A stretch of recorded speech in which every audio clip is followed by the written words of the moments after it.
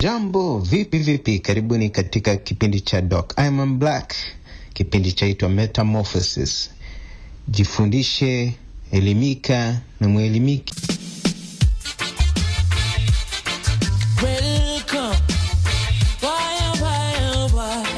Hey. Chronics, left and right. Just soldiers are come. Left and right.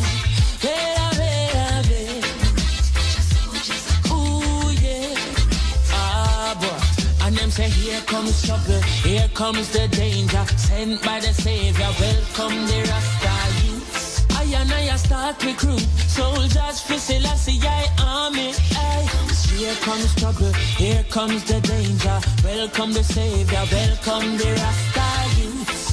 You're not for axes who at the general issue in a warning. Job people them a ball, said them tired of mediocre. Evil a go fall when we tried in Ethiopia. Believing from down, cause them life no easy boat. Even Bantan said it's not an easy road. Operation occupy the motherland, calling all soldiers to kind each other along. From creation, he writing a job plan, but Chronics can't do it alone. So I'm recruiting soldiers coming from near and far, I choose executing. Selassie works and be lost a far right through. And them say here comes trouble, here comes the danger, sent by the Savior, welcome the Rasta youths. I'm on a start recruit, soldiers for Selassie army. Aye. Here comes trouble, here comes the danger, welcome the Savior, welcome the Rasta youths. You're not for axes who are the general issue in a warning boy. Waving the banner red, green and gold.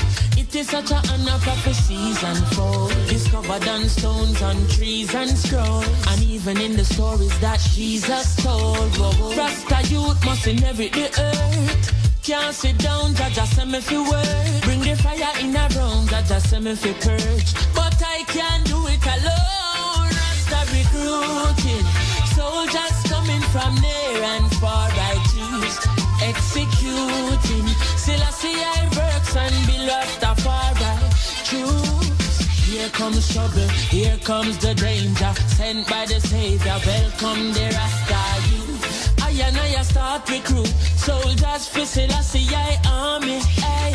Here comes trouble, here comes the danger, welcome the Savior, welcome the Rasta youth. You're not for axes who are the general issue in a warning. Ay. Left or right, the soldiers are gone. Left, right, the soldiers are gone. Ay. Good enough. Yes, wow. Selassie, give me the remedy, the fire figure burn. I said the give me the remedy, Metamorphosis. Metamorphosis. Eternal fire, dirty Babylon, you are gonna get bruised. Me, I want them fire. I said they just can't win, you're going to lose. Me, I want them. Pack up and walk. Me, I beg you move. I beg you pack up and walk. Me said the movement alive. Marcus said we organize and centralize. Rasta fi own banks and enterprise. So me not stop chanting, my soul enter Zion. Princes of fire, Babylon me tell you your time just expire. What kind of wickedness me or you transpire? And no gasoline and no tire. Eternal fire, dirty Babylon you want to get bruised. Me I want them fire. I said they just can't win, you're going to lose. So we are want them. I beg you, Papa, one. Me, I tell you. I tell you, Papa, one. When them a go with a key and saltfish way, better them give me a key and garlic. Pass me a map and a compass on ya. Make me show them say saltfish no come from on ya. That fish they come a far away. They bring him all the way from Norway. Hey, I could the rest of them a try for trick, cause that can't be me national dish. fire. And dirty Babylon, you are gonna get bruised. Me, I want them fire. I said they just can't win, you're going to lose. Chronic killer want them move. Yeah. I beg you back up and go. Me, I tell you. I beg you move. Quick, back up and go. Tell me why. Every time you hear about Africa, are shackles and chains. Tell me why you try to corrupt the liquor Rasta man brain. And you fi tell the youth them say Africa exists long before the middle passage. Me come fi tell you get to use them for wise because Babylon a brainwash the masses a fire. The dirty Babylon you a go get bruised. We a want them fire. I said they just can't win, you're going to lose. And we are born them. Take us away from Africa with the intention to steal our culture. The good for the post by and say, humble yourself, my little one. Humble yourself, my children. Humble yourself. Oh, my brother. Whoa, while you're the night,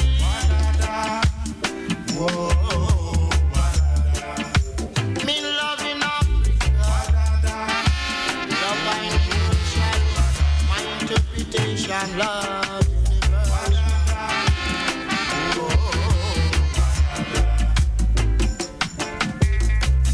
Loving Africa. America, love in Canada, whoa,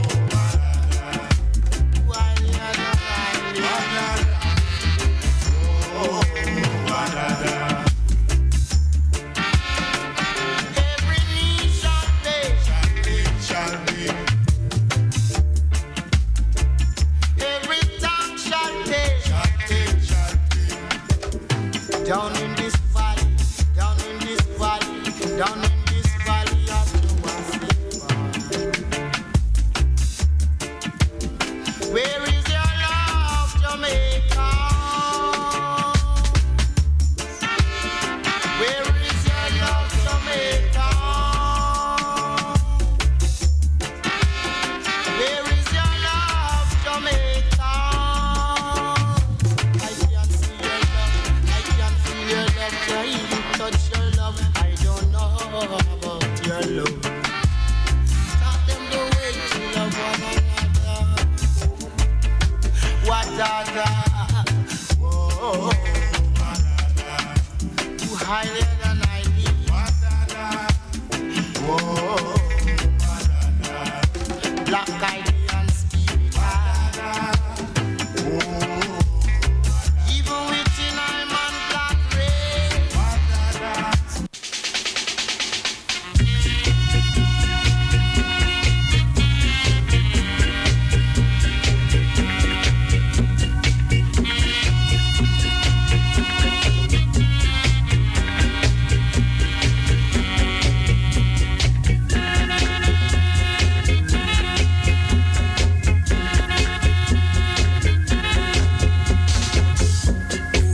Shall not enter. These are all alone. We walk on a tree monster, sipping from the cup of peace. Chant down a Babylon, chant down Babylon, chant down a Babylon, chant down Babylon. Give thanks and praise. Give thanks and praise. Give thanks and praise. Give thanks and praise. Tinastilin. Really high greetings. Peace, prosperity, good health. Give thanks. Styles FM. Metamorphosis here. Dr. Iman Blak, your host. And we welcome the listeners who have been patient and consistent. And we welcome the listeners who are here for the very first time. And we hope that the visit will be repeated. This is a forum where you exercise the thing that locks between your two ears. This is a program where you have to confront the thing that is locked up between your forehead and your head back. Yeah, the thing, the mighty organ that is within. The organ that we're taught about the least, and which is the organ that we're supposed to use the most. We're talking about the mighty, almighty, all-powerful brain. Nothing spiritual, all natural. And it is that organ that the program commits itself to, helping that organ to liberate itself through a revised way of thinking, because that is our organ of thought. The world is run by ideas, and ideas are generated in that space between your two ears and between your forehead and your head back. There is a universe within that space. And so we try to encourage ones and ones to lose the fear of entering their own black box. Yeah, so the metamorphosis, here to engage the process of interrogating, inquiring, overpowering the fear of being curious, recognizing that curiosity kills the cat, but the cat has 9 lives, so we must be curious over and over and over and over. It is that curiosity that sparks the intellect to develop strength in its ability to analyze and to detect and to discern. Yeah, powers that are generated out of that space. What each individual must learn to do is to, first of all, navigate that space consciously and to really be the dominant force. So within this metamorphosis, we always deal with concepts like the I and the self. And I'm throwing it very early. How is it that one can know themselves? I've been hearing it from as a little youth. Well, you have to know yourself, you know. And something goes awry and you say, see it? I truly never know himself, you know. And we're always into this conversation about knowing yourself. And know yourself now. Want us to slow down that cliche. And I'm asking, what does it mean to know yourself? It sounds like it's two things talking, you and yourself. What does it mean to know yourself? And is knowledge of the self the greatest power? I am setting besides that reasoning, what they call juxtapositionally. I am saying that the knowledge of the I is even greater than the knowledge of the self. And I'm setting the both against each other. The I versus the self. And I want one to go into what them call himself and tell me, what does it mean to know yourself? What do you come to know when you know yourself? When yourself can change? What is it that is consistent that allows you to come to the knowledge that you know yourself? So we want to throw that out and ask all individuals to interrogate their own consciousness. What is it to know yourself? Who is the knower of the self? Is it the self knowing itself, or are there other components within? That is why I'm saying to the I, no, the role of the I becomes a significant characteristic. The I. And perhaps it's not about knowing the self, but more about knowing the I. Because where does the self come from? Is the self inborn? Is it something that is developed socially? What about the I? Is the I inborn? So we have to query some of these issues. Because we're hearing for the last 100 years, boy, we have to emancipate ourselves from mental slavery, because none but ourselves can free our minds. Nearly everybody can repeat that. But what does it mean? And how do you translate that into something practical as an action? emancipate yourself.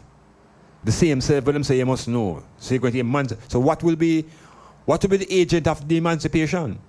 What will be doing the emancipation if it's the self that you're trying to emancipate? What is going to emancipate the self? The self emancipating itself from mental slavery, because none but the self can save itself.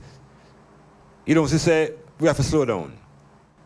We have to slow down and revisit some of these ideas about the I and the self. So we're trying it out early. What does it mean to know yourself? Can one really know themselves? And is the self a socially constructed entity? Is the self different from the ego? And does a woman have an ego? Surely she has herself. Why is it the woman seems to be absent of an ego? You see, African people, you see, if we don't clarify our own way of viewing our own being, it don't really matter. We were living in a world of confusion, trying to emancipate ourselves from mental slavery when none but ourselves can free our minds. Where is the mind? How do you liberate and free that which cannot be touched? How do you liberate and free that which cannot be seen? So the thing requires more work. All right, so we're going to pursue that as we go through the metamorphosis. Because this thing about the self and know yourself and, I just one man don't know himself, you know, and if he didn't know himself, that wouldn't happen to him, and and himself and himself. I am saying we have to see who is talking to the self. Yeah? And I'm proposing, as within investigation, that the ultimate entity to know is not the self. I am saying is the I. Yeah, and I'm saying the I exists from a more ancient foundation than even the self. Open to all sorts of discussion, because the lines are open. End of the month, lines are open, and you put in your injection as we exercise our upper top, the thing where between the eyes and between the head back and the thing, that space, we're working it out. The other thing we want to look at now is really in a very instructive way now, is that world that is part of my grown-up, see? And it's an important part of my doctoral research. The world of sport. Enough time black people who, in the everyday argument of struggle and resistance and a lot to continue on these various phrases, sometimes we overlook one of the most important arenas in which the black man has been able to demonstrate some amount of self-confidence and to acquire a certain amount of money and political platform, and it's an area that we need to exercise greater fight within, talking about the world of sport. And so the metamorphosis, we want to look at the world of football in particular, because the global football is at a very interesting stage now. A couple months ago, June, July, the world witnessed what FIFA called the World Cup. And FIFA, as I keep saying to the item, is a government body. But because we're not accustomed to connect government bodies with sport, they can keep us off balance. In other words, enough time black people think sport is just an avenue for entertainment. And entertainment simply means enjoyment, and enjoyment means fun and games. So oftentimes our perception of sport is from a like a joke point of view. Joke, fun times. When in the global setup, sport is not a fun thing. Sport is a global international business. And at the heart of that business is the black man as the performer. The marathon winner, London Marathon, is a black man. We're going to look at the world of sports to recognize that not just football is the dominant sport, but in the North American scene, it is the professional sports that carries the ethos of America. And it's within professional sports that the black man and the black woman find a position where they can make certain political statements and energize black people to a different level. We'll give an example from a distance. We have sports that from the days of the plantation were considered to be elite sports. And we'll talk about sports again. We're going to look at it from the plantation, chattel slavery to the plantation, where the slaves are no longer cutting cotton, but they're running around baseball fields and football fields. They have moved from one field to another field. I want to examine that transformation. But the point we really want to get at is we want to look at the world of sport. We look at the football. We look at Jamaica. And we're going to recognize that we can see ourselves through the lens of sports and politics, economics, psychology. All of these aspects of our existence drive sports. But what we need to do is get away from the perception of sports simply being our avenue and a venue for entertainment. We have to start see sports as an avenue for resistance and a site of liberation. Yes, sports should be viewed as a site of liberation. We are engaged in politics and economics and these other aspects, but this is sport. I am saying this is arena that we must, as black people, we must become more focused and recognize the economics that can be guaranteed out of sports and the political positions that allow us to speak globally. And the other thing that Metamorphosis wants to deal with now in this program is the Ganja. Ganja versus hemp. And there is a great divide in the country. And Rastafari have been caught on one side of the divide, defending the sacramental rights to Ganja. And all of that is holy and blessed. But you see, if you want economic liberation, the sacramental Ganja cannot move anything in the level of economics to transform the lives of black people. So where does the vision come from now? Out of Rastafari, to recognize that yes, sacramental rights are wonderful, but we need monetary powers. And monetary powers to come through the industrialization of the hemp. But there seems to be a conflict, hemp versus Ganja. And Jamaican people, let us not get caught. We must find the best way out. And the best way out is really about growing them both. We shall expand. Metamorphosis.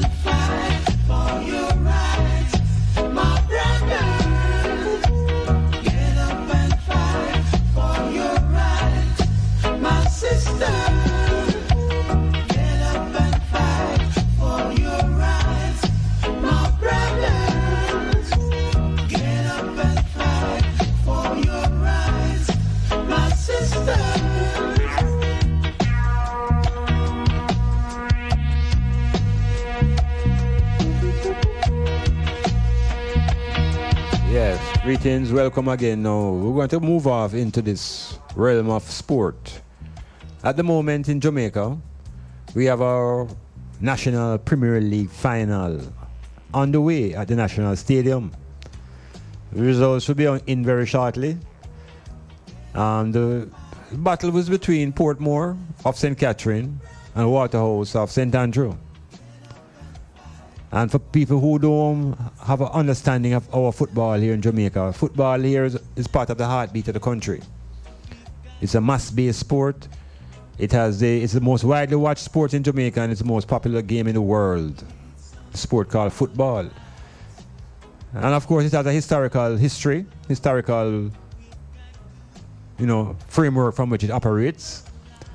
And within the framework of that sport, there is a governing body. The body is an international body. The body, in a short, is called FIFA, FIFA, organized by the French, set up in 1904. So while they were setting up the football thing, the Haitian Revolution was coming to a climax. So the black people, while the football were setting up themselves in Europe, black people in the Caribbean here fighting against the Europeans for them dignity and them identity. We have to see that these things are happening just in a parallel way, and that we keep our perspective from an African perspective every time. So why does sport become so important to black people? And if you understand the history of the black people in the Western world, it will fit in to your understanding that Western plantation societies governed by the white people using black labor, free labor, to build them societies. They came to a point where technology would make hand labor irrelevant. To the same way, like or even today, the computers are making laborers less needed, and you use more computers and less people. Well, it started from the time of machines. Early machine to cut sugar cane. And with the development of machines, they call it mechanization. The need for physical labor became significantly less. So the white man never reached so much physical laborers in terms of black people. Technology allowed them now to use machines and cut the cane even faster. So this free labor now became redundant. What do you do with them? Well, make we just end the system of chattel slavery them and tell them say them free. All right, so we cut that out of them because we don't know so we're cutting off sugar cane and banana by thing. Tell them so we don't need them anymore and them free. But obviously, there was a catch. Because being free from the plantation didn't mean you're free to own a piece of land, which is still a problem today. So being free from the plantation, chattel slavery in 1834, 1835, did not give the black people any amount of education. Didn't give the black people any amount of security and housing and medical things. So in other words, all of the basic infrastructural needs were absent. No connection in the political structure, no connection to the military, no connection to the education system. There's hundreds of thousands of black people out there struggling. Some take the land, some batter bruising. The plantation owners now waiting for the Africans to come back crying. Africans decide to win a night. Owners, well, all right, when you go and stay out there, we are sent to India for some workers. So then bring in enough Indians, enough Chinese. So they became the labor force at a certain level, and the blacks became more marginalized. So you have to see the condition now of black people generally, you know, that led to things like the revolt in Morant Bay, 1865, and there's nothing at all, no sort of facilities for black people. So in our desperation to survive, the way to live when you have been ostracized is to turn inward. So you turn to your inner talents, your inner skills, your inner powers, your culture.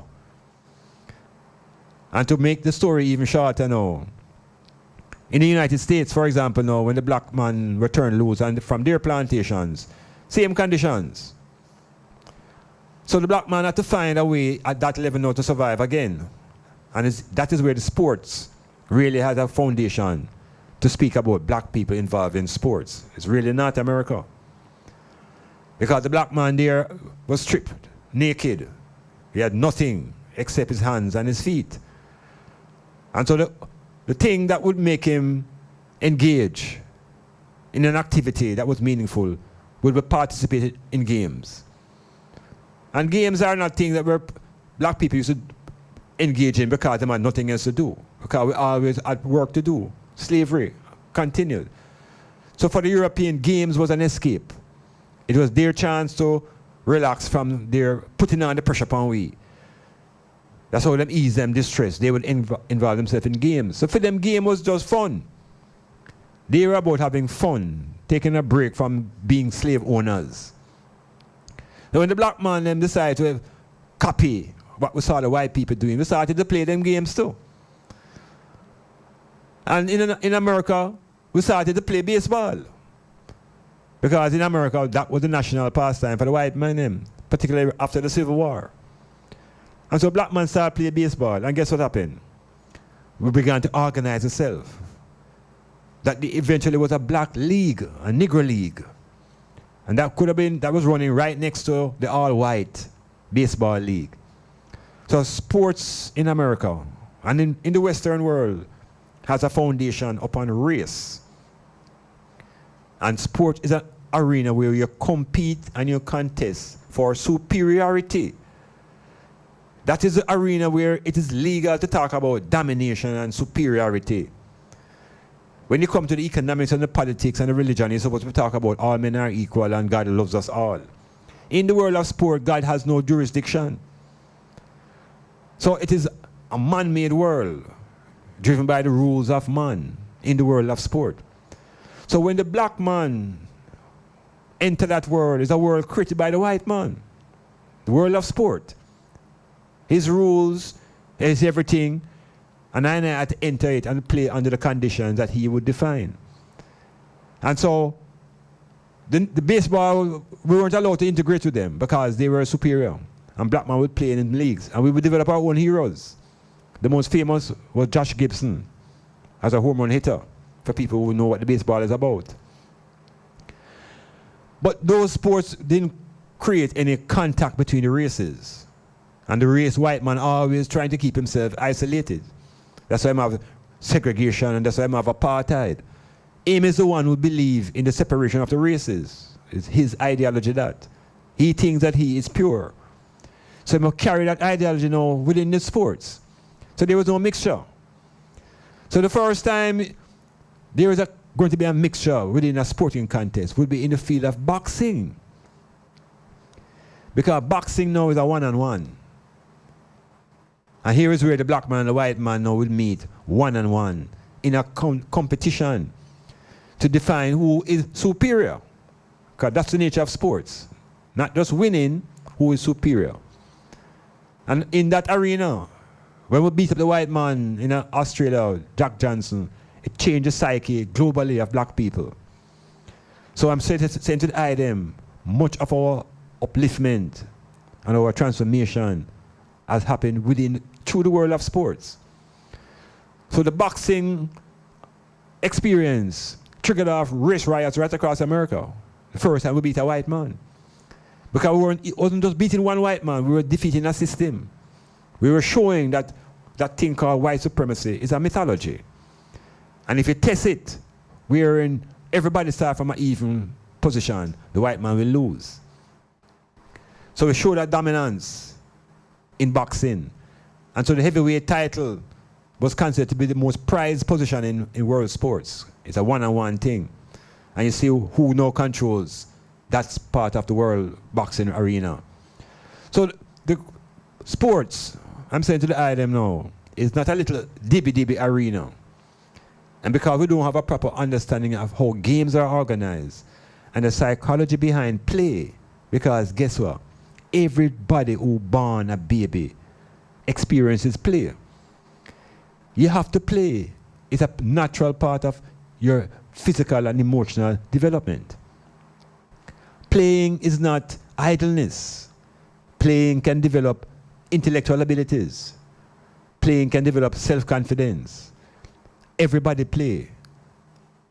The baby play, the grown adult plays. He may begin to play music. He may begin to play on words and be a poet. He may begin to play in a theater as an actor. But the concept of play is a foundation concept that black people must get a grip of, that we don't condemn our children when we see them playing, thinking it's foolishness them doing, and they must go to something else. We begin to appreciate what play is. We begin to see the evolution of play into organized games, and how games are structured into sports, and how sports is connected to politics and economics, and how can we use that avenue to transform ourselves as black people and as a community. The issue right now is going to be football in Jamaica. We have some girls called the reggae queens, reggae girls, and these girls have put themselves on the highest stage of international football for women by themselves. And we have to question, where is the nation when our sportsmen are rising? And why do the politicians appear after the sportsmen achieve? Metamorphosis.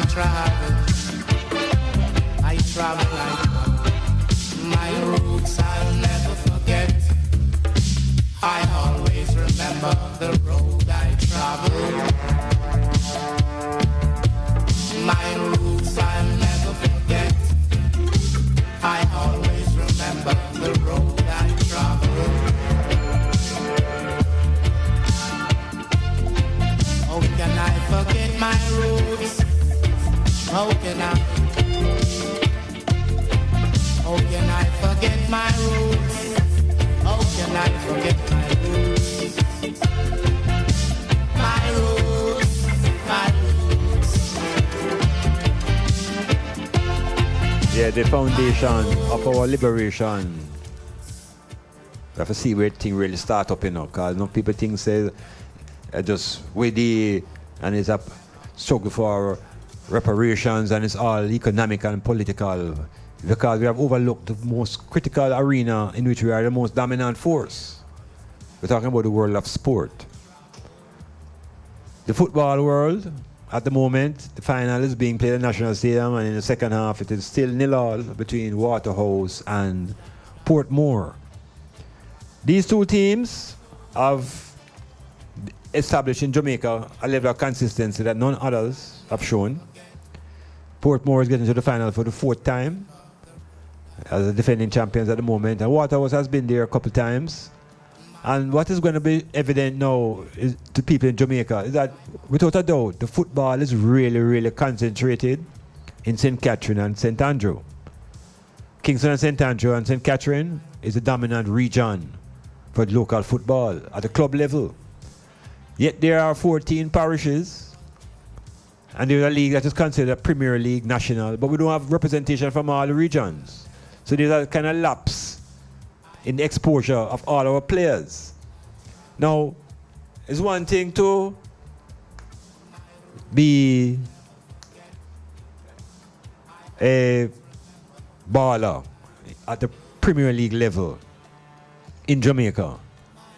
But when we look at the football at the international level, we have to also be considering, where is Jamaica? Where are we really going? What is the state of our leadership?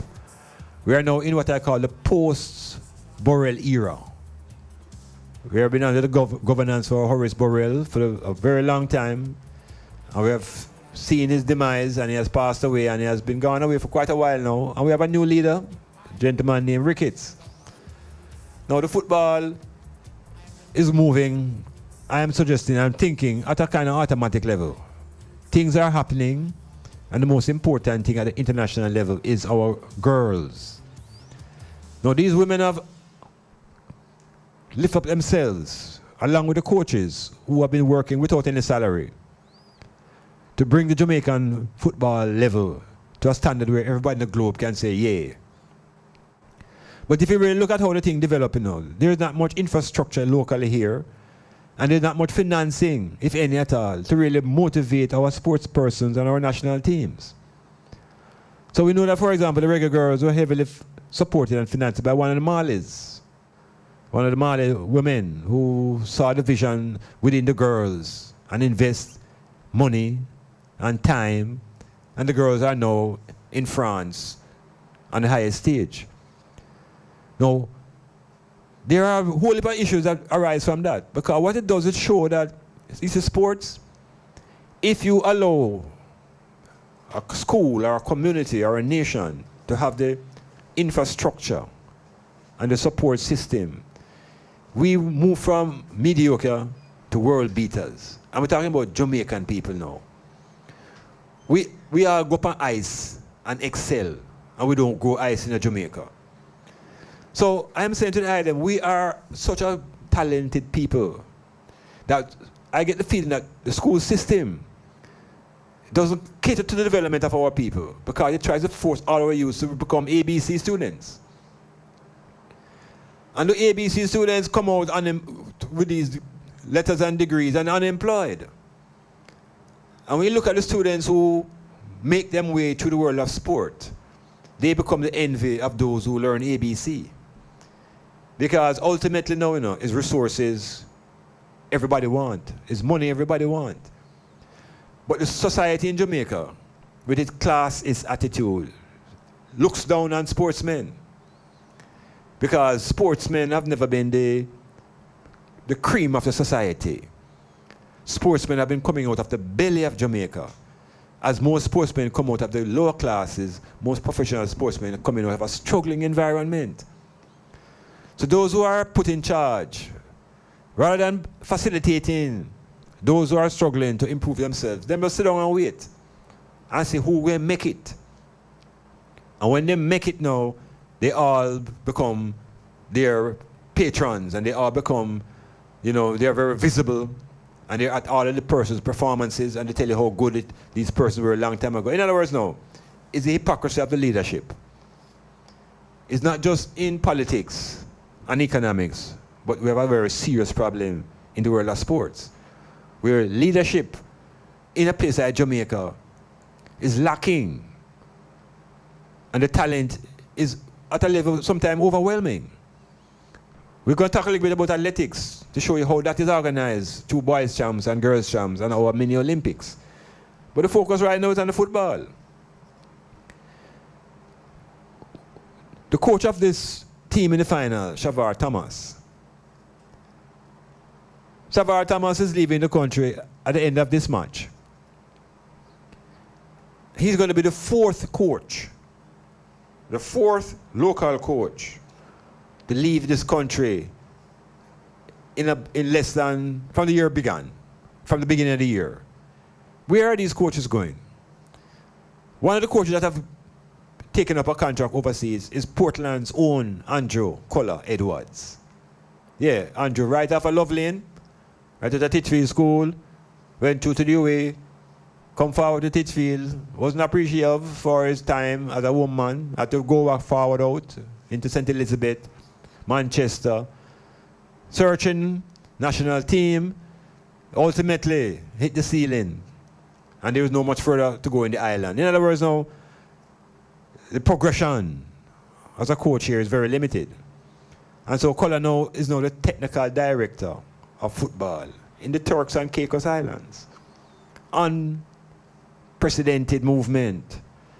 And not only Collar is there now, but Wild Boy Lawrence, former Reggae Boy goalkeeper and coach in the western section of the island, he too has joined the Turks and Caicos Islands. And Shavar Thomas is heading there at the end of his campaign here at Waterhouse. So something is happening now. No, think about this. There was a coach from Jamaica College called Coley. And Coley was assistant to the national coach, who was a German. Coley now coaches overseas. Jamaica is slowly losing the very few coaches that the country is producing. 4 coaches leaving in an island where we have a drought in quality coaches. Why would these coaches leave? Why would these coaches leave?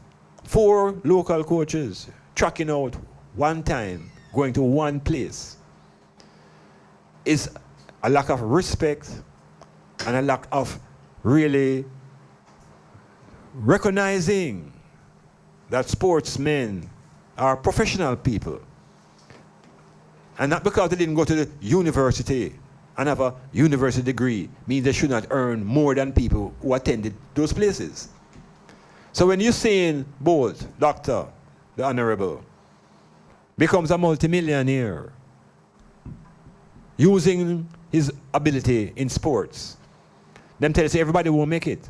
But everybody doesn't have to make it to that level in sports because sport is such a wide arena. There are so many areas in sport that you can become a professional in. It's incredible.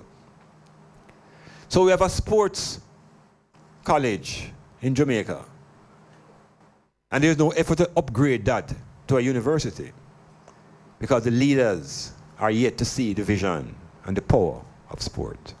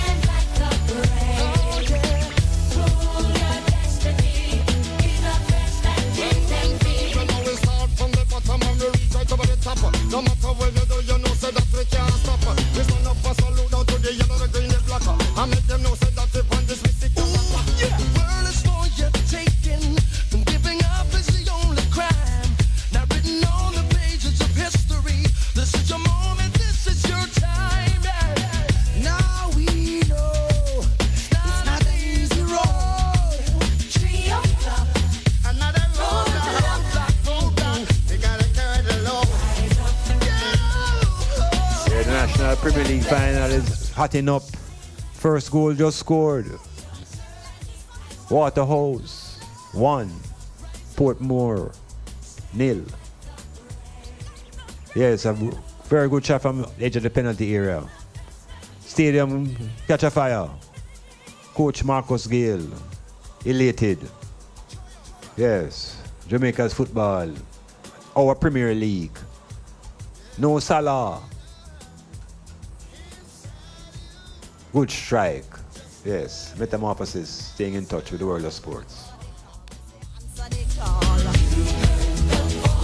Now make your choice. You've got to follow their star.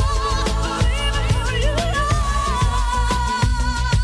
Stand and take your place. Stand up, stand up, stand up, stand up, stand up, stand up, stand up, stand up. The journey has just begun to rise up. Stand like the brave. Pull your destiny. Be the best that you can be. Mercy, mercy. Yeah, don't worry about that fast news you get a while ago. It's really Portmore, the defending champions, who have gone 1 up. Yeah, Portmore seeking another hole on the title and trying to give the coach a good send-off. Portmore 1, Waterhouse 0. Second half action. They keep on putting we to the test bar. Us to fail the big tremendous success. Therefore, my brethren, we got to do our best. Whether not south, east, or west. Yeah, yeah, yeah, yeah, yeah, yeah. Rise up, rise up. Stand and take your place. Shine like the sun. Your journey has just begun. Rise up. Stand like the wind. Planning a party, club night out, stage show, a gospel concert, or even a business sales event? Let Styles FM be a part of your promoting tool. Take advantage of our low-priced promotion packages with commercials, interviews, giveaways, reviews, and much more. We have special offers when you mix and match and bundle your options. Contact us at 876-286-9216 or 439-5160. Styles FM for the most effective way to exploit your marketing dollar.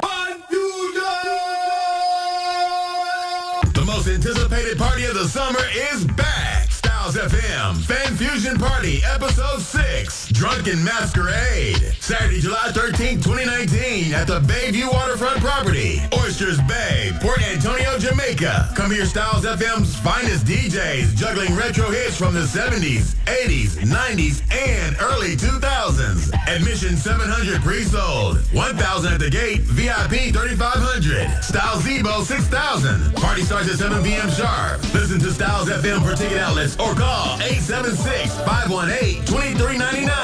Fan Fusion Party. Drunken Masquerade. Dress tropically elegant. Fan Fusion is not just a party. It's an experience. Must be 18 years and older to enter.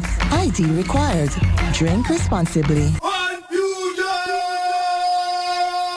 Guess what? Styles FM has a new business number for you to call, text, and now WhatsApp. 518-2399. To advertise your business and events, call, text, or WhatsApp us on 518-2399. 518-2399. Don't forget, 518-2399. It's here for the first time when Knox and Teeny and High Grade Studio present Mountain Splash. Saturday, May 11th at the Empire Roost Lawn, Albion Mountain, Port Maria.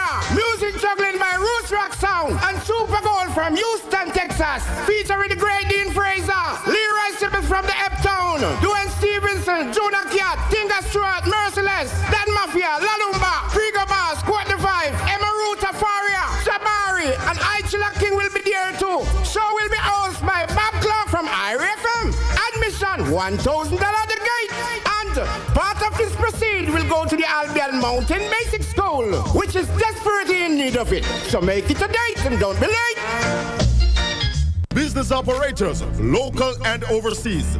This announcement is for you. Styles FM is an internationally known radio network with worldwide listeners in over 120 countries. From our studio in Port Antonio, Jamaica, to the ears of the people in your community, our listeners can be your new customers. Styles FM is an economical, efficient, and effective advertising option for your business. No matter the size of your business, there's always growth potential. Styles FM provides the customer reach needed to realize that upward movement. So procrastinate no more. Advertising is a must. For more details on how to advertise with Styles FM, visit www.stylesfm.com or email info@stylesfm.com or call us on 876-518-2399. Styles FM, the world listens. Clifford Guest House, sponsor of Metamorphosis on Monday nights from 9 p.m. to 12 midnight with Dr. Iman Blak. Located at 15 Queen Street, Port Antonio, that's Titchfield Hill, they offer accommodations for up to 1 month. Call them at 285-0610 for more information.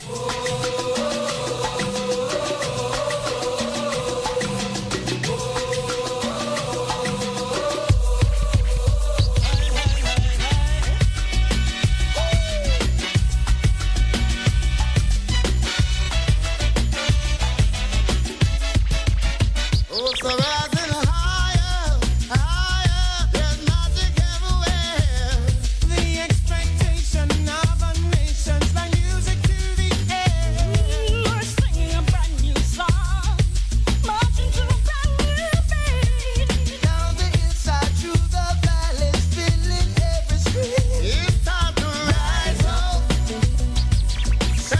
Yeah, the metamorphosis returning within the sporting vibration. The national final is still on. Portmore, the defending champions, leading Waterhouse 1-0. We're into the second half. Game getting a little bit physical. But then we have to expect that because there is a lot at stake. Not just prestige, but money. And from all appearances, the referee is a female and seems to be under a lot of pressure, being crowded by the players as the game gets a bit physical. But as we talk about the game now, we keep saying to the item that we have to understand the evolution of games. How do games become sport? Because jacks is a game, you know. Yeah, you play jacks, but jacks is not a sport. So there are things that separate game from sport. Years ago, domino was not considered to be sport. Domino was a game. Now domino is a sport. What has happened? Why domino has been transformed? So there are certain things that can be done to transform play into a game and from a game into sport. The thing about sports is that we have to recognize that along the road of evolution, we have to factor in the concept of amateur and professional. And this is where we struggle in Jamaica. In almost everything we do. Because we seem to have a vexation against professionalism. It's like everybody seems okay when the thing is boogie boogie, yaga yaga, and mediocre, average. Well, within the world of sport, there is a quick separation from boogie boogie and average to good and to great and to superstar and to, you go to some higher levels of performance and efficiency that really separate players from players. Within the Jamaican framework, we have been conditioned to operate in an amateur setup. Amateur sports, amateur relationships, amateur administration, nothing's amateur. And the difference between the amateur and the professional is what we need to be able to be clear about. Difference between the amateur player and the professional player. Between the amateur worker and the professional worker. And it does not begin with the salary. The salary that you earn does not make you a professional.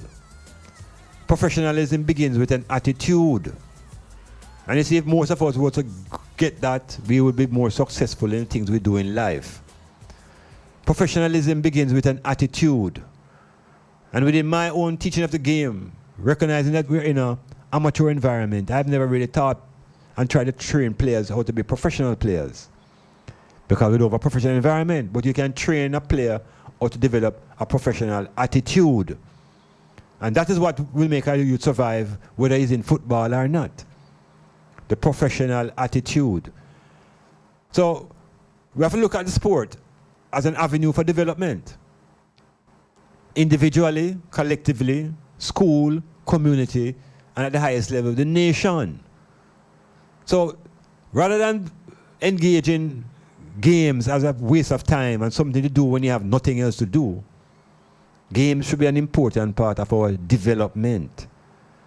Yes, that broader concept called development. Games and sport should be an integral part of it. Now, on an island like Jamaica, where we are so dominant in play, both governments, whoever is a government, should have this as a centerpiece of their economy. Any government talking about development in Jamaica and ignore sports, they don't get the picture. They don't get the picture. And if they give you lip service about sports and don't put in the infrastructure, they don't get the picture either. Or they get the picture and they don't want us to grow. So we're looking at the football. We're seeing that the players are striving to be professionals, but the environment is amateur. And that is the whole back. So think about a player striving to be a professional based on what him say on TV, and yet his coach is an amateur. How can an amateur coach develop a professional player? It's more the other way around. So our limitations in our football has a lot to do with our lack of teachers. Athletics has no problem in coaching. because our coaches are internationally trained and are so experienced that we are now exporting athletic coaches. Well, for the first time now, people join for our local coaches, Turks and Caicos Island, and them gone with 4 of them one time. So what is left here? Look in the Premier League. Look at the coaches that are going around almost like a musical chair. At the season start, they get fired, and then who fired them? Sometimes the president of the club, because him feel like him not getting the result of his money. So we are still a very amateur football country, especially in the leadership area. Amateur in the coaching, amateur in the management, and all of these men are claiming that they want to develop professional football. I'm saying it's an illusion. It's a deception.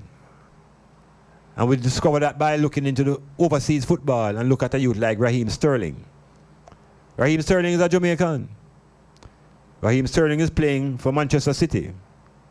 Raheem Sterling was voted, I think, recently just the player of the year. This is a young Jamaican who, at one time, people were trying to convince him to come here. That would have been the worst move for you to make like that, because he would be leaving a professional environment to come and play a little boogie football, where if a man don't like you, you can't go further. If you don't like which community you come from, you can be stifled. In the same way, you can't get a job if you have a certain address. These are the things that stifling Jamaica, you know. It's these things stifling the production and the positivity in Jamaica. And it manifests itself in the world of sports. Our sportsmen excel when they escape Jamaica. So Jamaica coming like a breeding ground for raw talent, as we were producing raw material, and we're still continuing in the mode of export. So if you don't get out by 18, 19, his football life may be ended in Jamaica because there's no progression. So we have to think about seriously, what is the route for high school players when they leave high school? Where should they go? Certainly, the league that we call Premier is not a national, not an international Premier League. It's our Premier League. But if you compare to other nations, there's no comparison because our league is amateur. So no matter how the players look and how they play, amateurs will have a hard time beating professionals. 9 out of 10 times, the professional will win. So what is the message? What is the leadership hoping to do for football in Jamaica? We have some investors in Jamaica. Some man come to St. Anne's and establish an academy called the Mount Pleasant Academy. And they have invested in a way that has never been done in Jamaica before. They invested in under 13, all the various age groups, and significantly they've invested in infrastructure. Play fields. They have young teams traveling abroad, doing all the things that are required to build a professional unit. Will they survive by themselves? Because the first disappointment I would suggest to anybody looking on is really the outcome of the first season. Some people may celebrate. This Portmore team has been there for quite a while. This St. Anne unit, first time out, but they have power pack resources. The shortcoming, I think, is the coach. I think St. Anne will need an international coach with perhaps a few overseas players to really lift this St. Anne team to be above Waterhouse and Portmore. Because Waterhouse and Portmore are far less financed than the St. Anne's team, but the input from the coaching staff is obvious. And I would go with Shawar, and I would go with Marcus Gale,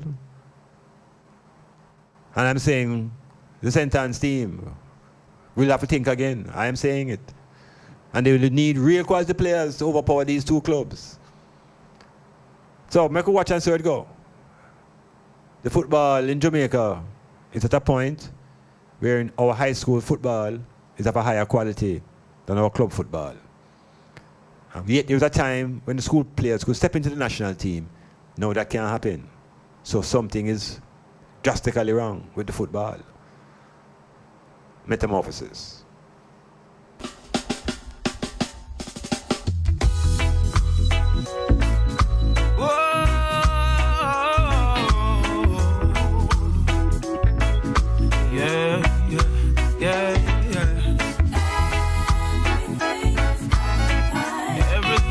go. Yeah, we're healing up the Titchfield girls. We soon come to, you know. We're healing up the Titchfield girls. And we're healing up the Fear Prospect girls. We're celebrating the both teams that have got to the final in the Portland women's football. And we hear the champion team, Fear Prospect. I would say, yes, Munzi. The girls will lead the way.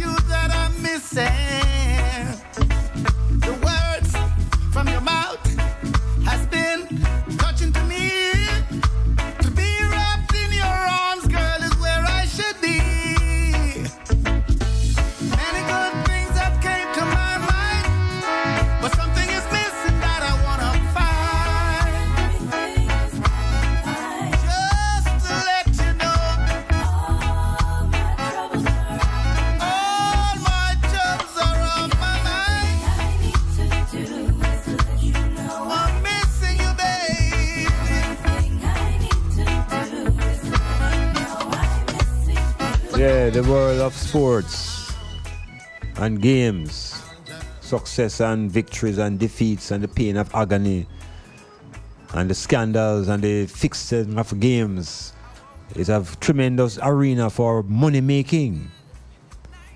And the money makers are not the performers on the stage. The money makers are those who invest in the things that support the sport, the transportation, the hotel industry, food and beverages, insurance, manufacturing of gears, the media. All of these are industries that are attendant to sport. And so it's not just about playing and running around. It's about generating revenue from entertainment. And the highest form of entertainment, I would suggest, along the global market is professional sports. Now we see where the players are pushing and chucking each other on the play field, winning this final. It's a fisticuff thing. And it appears as though the referee is lacking the strength to control the game because perhaps it's a feminine principle out there. We don't know.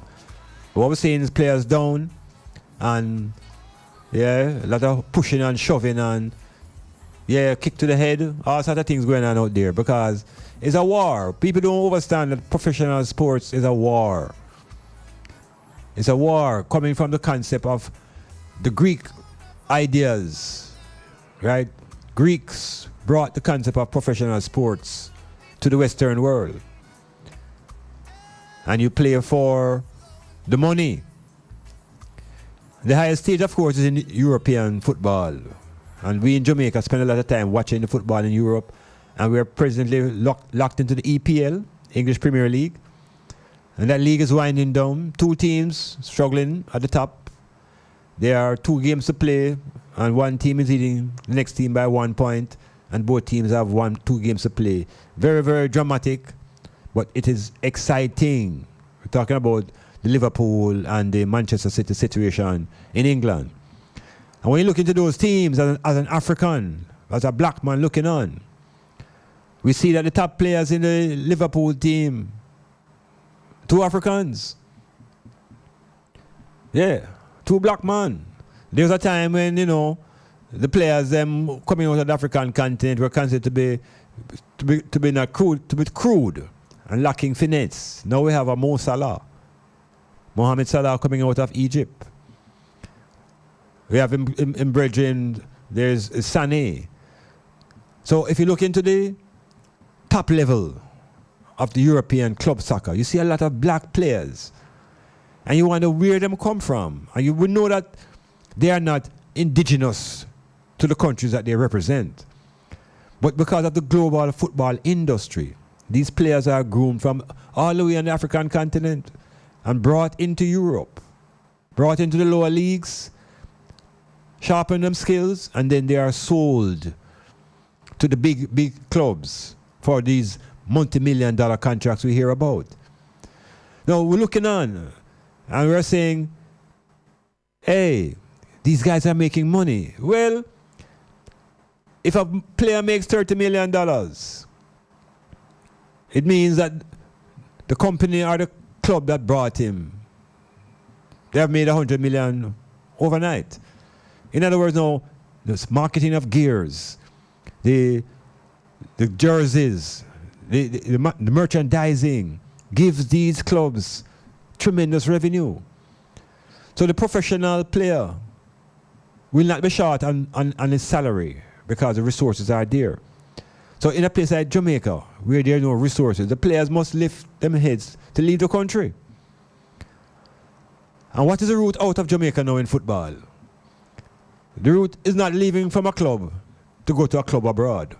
The route seems to be more how to get into the college system and how to get into the American Major League, MLS. Because the MLS is probably a ground that could help, as it has been helping, to give our players experience to prepare them for the higher ground, which is in Europe. So we have a trajectory, you know, we have a system in place, but we're not getting any encouragement and motivation from the environment. Jamaica went to the World Cup in 1998, and now 20 years later we don't have a play field really well developed as our national football field. Everybody's just sharing the national stadium. The stadium itself was built under a great amount of reluctance because those who govern still never see the importance of sport. You look at our high school system, sports is considered an occupation that is additional. In other words, now, it's not considered a main activity. It's something you do when you have nothing else to do. But it is a sport that gives the school its pride and its status. Even schools challenge quiz, which is a game. Victory in that gives a school great status. So we're playing around in Jamaica. We're playing around in Jamaica with our greatest resource, which is the people. And we're ramping around with one of the greatest talents within the people, which is our ability to play. So we need more play fields. Every high school in Jamaica should have its own play field, enclosed play field. ISA should have its own stadium for track and field. So we're not putting in the infrastructure for the thing to evolve, that we can liberate the economy. Because sports is a side of economic liberation. And we see what happened at the individual level when individuals supreme rise, or runners in particular, have been able to establish themselves, set up them family, and even help them community. We see the Pocket Rocket has returned a lot of her resources back into her community. We see Baby God now come forward from the football world and has returned his talent into the Jamaican society. So we have the infrastructure to really put the global football and sports on the market. Why we're not investing in that? Why no investment? Is it that those who have the money feel secure? Or do they not realize that investment is part of security? Metamorphosis.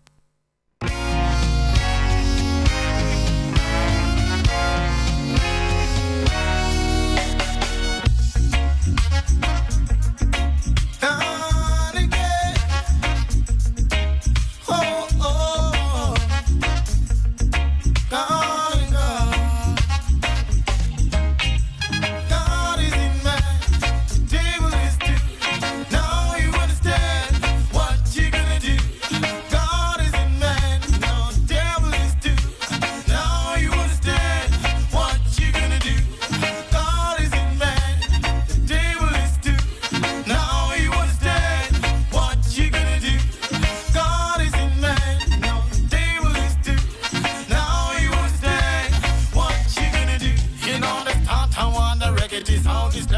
people are feeling no doubt. What them a see bigger laugh with this pounds. Cuban cigar them a having them own majority woman they go for my man. African man another million dollar. Stand the listen to give this Swaziland. The body give bullying is top of the line. Nothing say we pray, man the body pray. Would they be pushing the tune we sing? I beg your eyes when me look at this trail. Let you be giving my judge a mistake.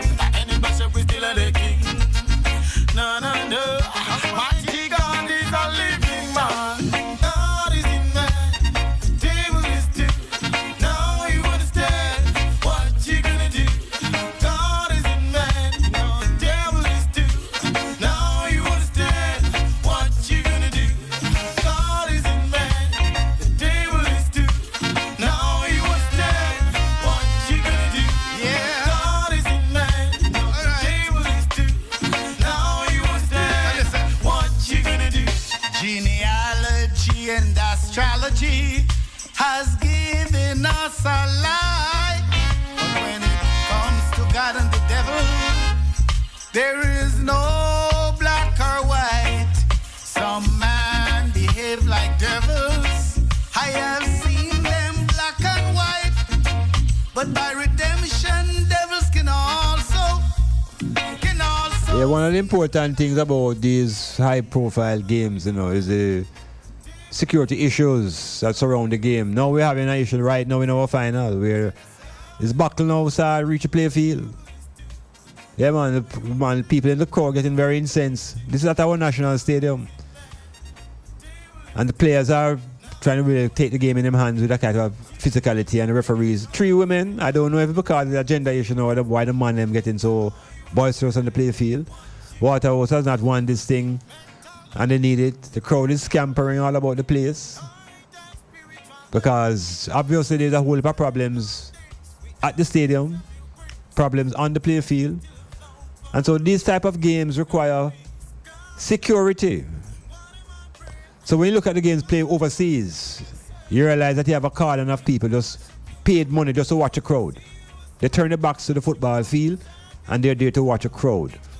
There are cameras there to observe certain things going on. So it requires a whole heap of infrastructure to reach a level of performing a professional situation in football in Jamaica. And you see the money issue now. A lot of people think that money is what makes you the professional. And I'm saying to the item earlier, money doesn't make you a professional. It doesn't make you come to your job early. It doesn't make you stay overtime. It is the attitude. And that is what is being rewarded when you reach a level of professionalism. The attitude that the coach see you demonstrate, attitude to training, attitude to coming on time, attitude to taking instructions, attitude to how you are corrected. All these things help to define the professional. So right now, national final has been held up. Nothing is happening on the play field as the game is in the 80th minutes for a little bit of time left, but it doesn't look as though it's coming to an end right now. But we're going to continue to observe how we deal with our football. And football attracts what they call rowdyism. Yeah, because it's an emotional, it's a contact sport that involves a lot of emotion. And in our scenario, these games mean a lot to the inner city communities, places like Waterhouse, because the football helps to moderate and tone down the violence. Yes, within our what we call inner cities, our sports is like a little opiate. It has to calm down the communities, because you remember now unemployment is high, frustration is high, people need a relief, and so the relief comes through sports. And whenever certain community teams are succeeding, the communities tend to be very calm. And when certain community football teams struggling, the community tends to demonstrate a certain amount of anxiety and sometimes anger. But this all happens in the territory of football. So we're looking at the game locally. We see the game internationally. We see where players get away from Jamaica, get into the college system, become professionals in the United States. Those players sometimes have a difficult time returning to Jamaica because the club standard here is low. The coaching standard is not as high as it is in the professional country. So we constantly lose our resources. We're nothing to attract the players, nothing to keep the coaches. So I don't understand really what is the ultimate vision of the Jamaican Football Federation and those who have the resources to support it. The women, they're at the World Cup, basically on their own. The coaches are still struggling for salary. The girls have not been paid properly. And so we have an issue with money and resource in the Caribbean generally, but Jamaica in particular. It's like there is this feeling that if you play sport, you should not be paid very well. You shouldn't drive a car to come to training. It's like you must be taking a bus and you must be begging to go home. You know, you must have a proper home because it's only sports you're playing. It's an attitude in Jamaica that comes out of the classism developed from the plantation days, wherein those who are in the higher class didn't have to struggle to find food and play competitive games. The food was always on the table. And I want to struggle through the various sports. So in Jamaica, we never have the boxing thing that took off the way America could speak to boxing and those greater sports. It was our athletics that became the first point of our liberation as a people. Through sports, athletics. And we can speak to the efforts now of a man like Calabar, long time famous statue built by him in front of the stadium. There's Arthur Winton, there is our next virgin name. Herb McKinley. Them man in the 1940s created for Jamaica an identity in international sports. Because before the 1940s, nobody never really knew about no Jamaican on the international scene in sports, We had no history. Our first real appearance in sports at an international level is really at the Pan American Games, like 1938, where our women won a medal. But the real deal that put Jamaica on the map is the 40th Olympics. Herb McKinley, that the whole world recognized that there's such a place called Jamaica and that there's a certain type of personality called the Jamaican. And through athletics, we become world renowned to the point wherein we were recognized eventually as an island of sprinters. And the sprinters, initially, would develop them skills at our boys and girls, our boys championships, and they would get scholarships to the United States, and where they would get professional training. Well, over the last 10, 20, 30 years, that process has reversed to the point wherein Jamaica now has the ability to produce our athletes locally. Now that's a tremendous revolution. Where our athletes no longer have to go to the American colleges to become international runners. They can learn right here in Jamaica. Because what we have done is develop international coaches here who have taken the game beyond the politicians' vision and have set up their own clubs with a connection to the university like UTech. And now we have internationally renowned athletic clubs right here in Jamaica. So it's all about what the man them do for themselves. It's what we have been doing for ourselves, why we have achieved these things in sports. And so we must not turn a blind eye to the potential for this country to put sport at a central part of the economy. Sport should be at the center part, and then you attach things like tourism to it. Agriculture. So having tourism at the center of the economy is a backwards model of development because tourism doesn't hold the people at the center. Sports holds the people at the center. And so sports is a better vehicle for being the centerpiece of our economy than tourism. The tourists should come to Jamaica to enjoy our sports. A parish like Portland should be a capital for sports tourism. Soon come on that one. Cunel from village to town. Volta Jam Town. With Morgan Heritage Family. The Roy Morgan. In 3 days time, Jesus Christ is coming. How prepared are you? Should blink. In 3 days time, the world is coming to an end. How prepared are you? In 3 days time, Jesus Christ is coming. How prepared are you? In 3 days time, the world is coming to an end. How prepared are you? Yes, Christ, bo bo bo bo bo bo bo bo bo bo bo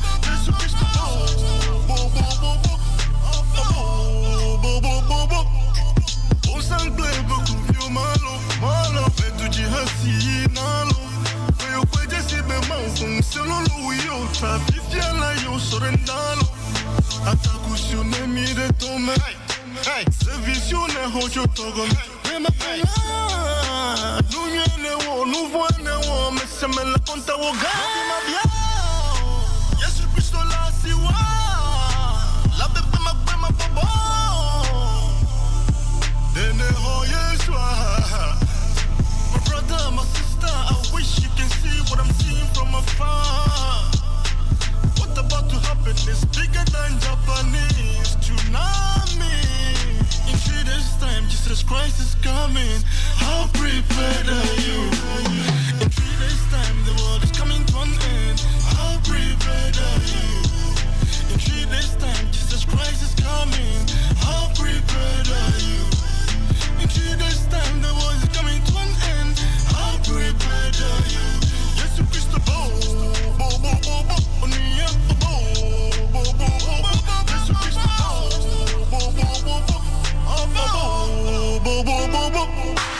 Jesus gave the word. The kingdom of God is at hand. How prepared are you for his return? Haile Selassie the first is Christ in his kingly character. How prepared are you? The kingdom of God is at hand. How prepared are you? He crowned us Rastafari, restore King David's throne. How prepared are you?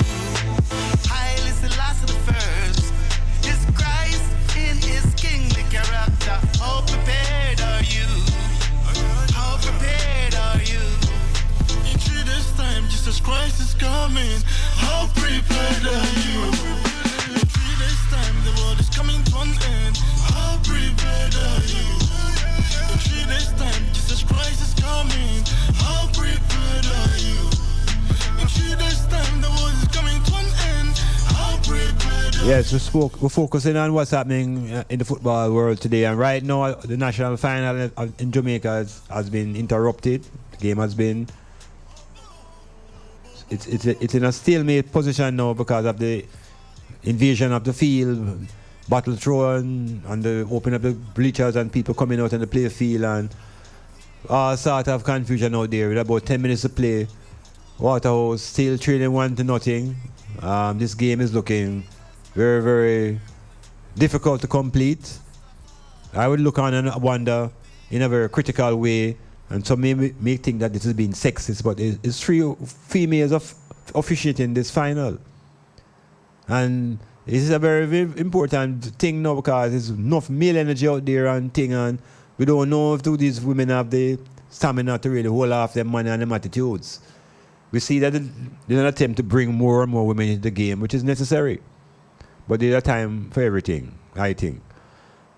At the present, there's also a man running across the play field with a flag, or a Waterhouse flag. So the whole thing getting out of hand, and this is the football in Jamaica, is the community-driven sports is one level, but that also holds back the football from becoming full professional. Because community-based football has an element to it where the community has to define and decide who plays. The community-based football was a feature of Jamaica in the 1970s when the Jamaican government was PNP and they trod the socialist route. They brought the club football to an end and introduced community-based football. The ideology at the time was that football should be for all and not for few. So the elite system broke down in the 1970s and we moved into the club system. The clubs, however, have been located inside communities. So these clubs become community-based. And with that now comes a politics. Because most communities in Jamaica have a political label, unfortunately. So whenever teams meet, it's not just the 2 teams meet, but it's a political meeting. And so there is some baggage and some certain elements that follow these community-based teams that doesn't really allow professionalism to progress. So the coaches, for example, in these community teams are heavily influenced by the community. And for their own survival and safety, they better do certain things that the community will be in line with, even though they, may, as a coach, may want to do something else. So how does Jamaica become professional at the football level if we're going to depend on the community? So that alone is a handicap. That alone is a handicap because the community, number one, don't have the economic base to support a football team. And the community interferes with the team selection over and over. So professionalism now have to come from the owners of capital. In other words, cement company, hotels. These are the organizations that have to come together to bring professional football into Jamaica. The league that we're looking at right now should not be our highest Premier League. We need a professional league higher than this league. Maybe we take the best 50 players or so out of this league and help to create a professional league higher than what we have here as our Premier League. This league would remain as our national league, but the professional league, we need a league where the coaches are paid full time, where the players are paid full time, and where the company has resources, infrastructure,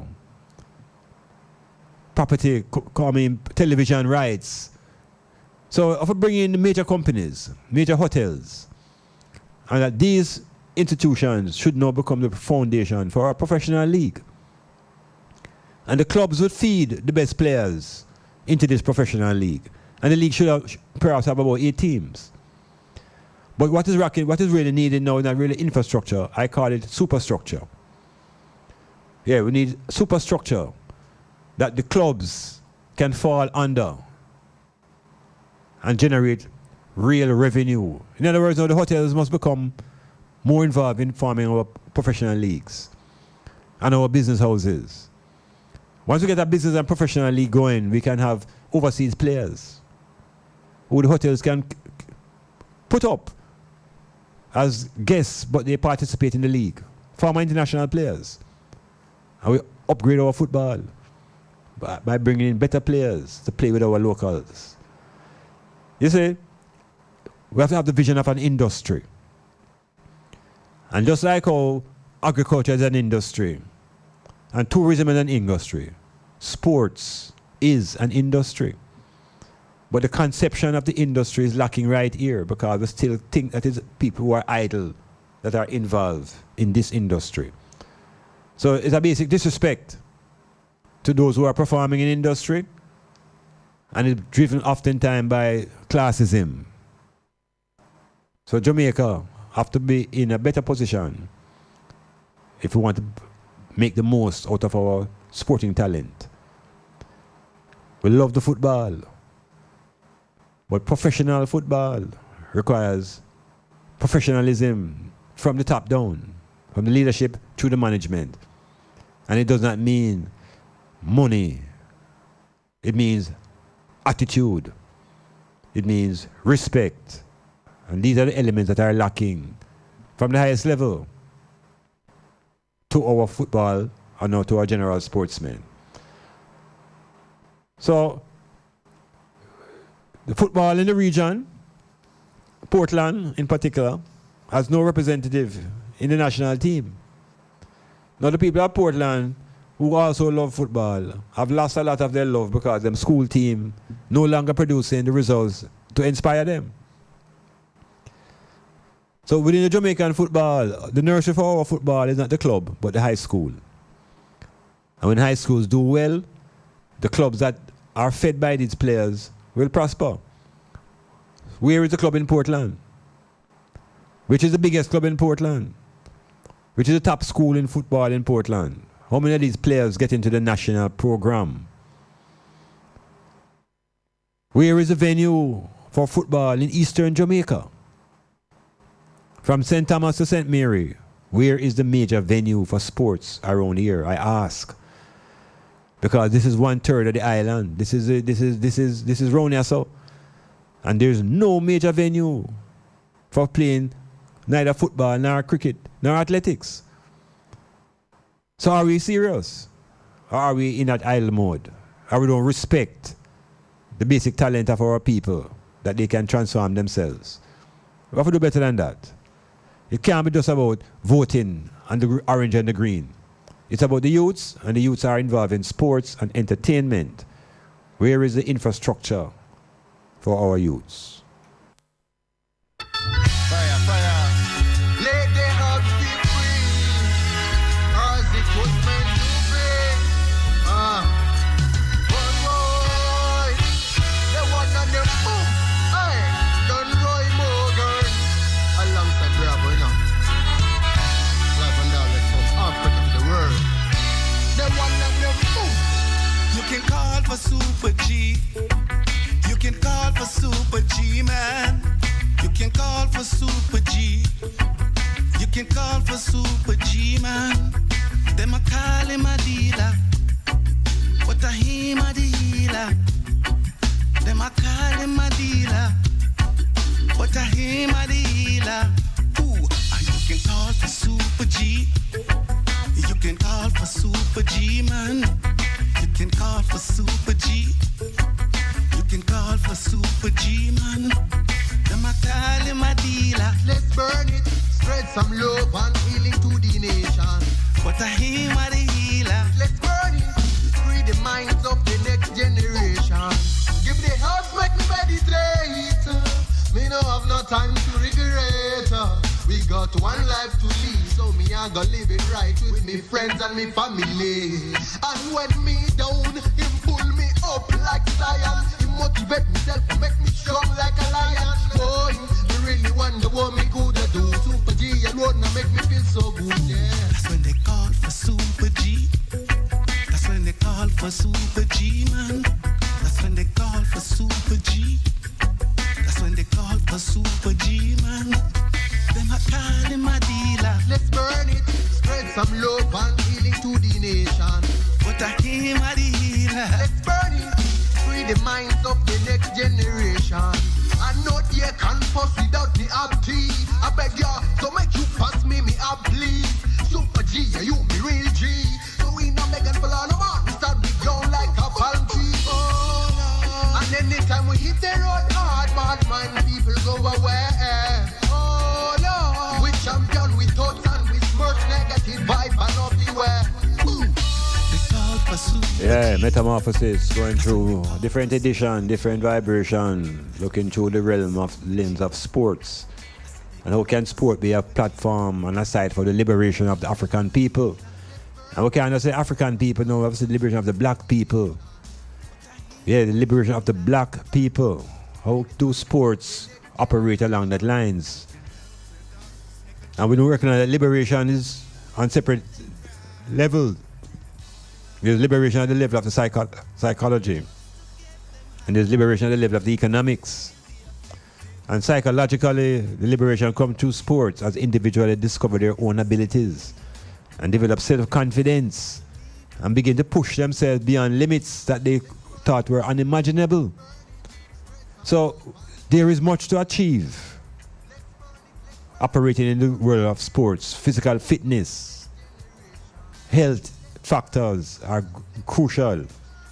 Less doctor bill, less all sort of ailments when there's a certain level of physical fitness, which comes with the whole world of playing games and sport. But you know,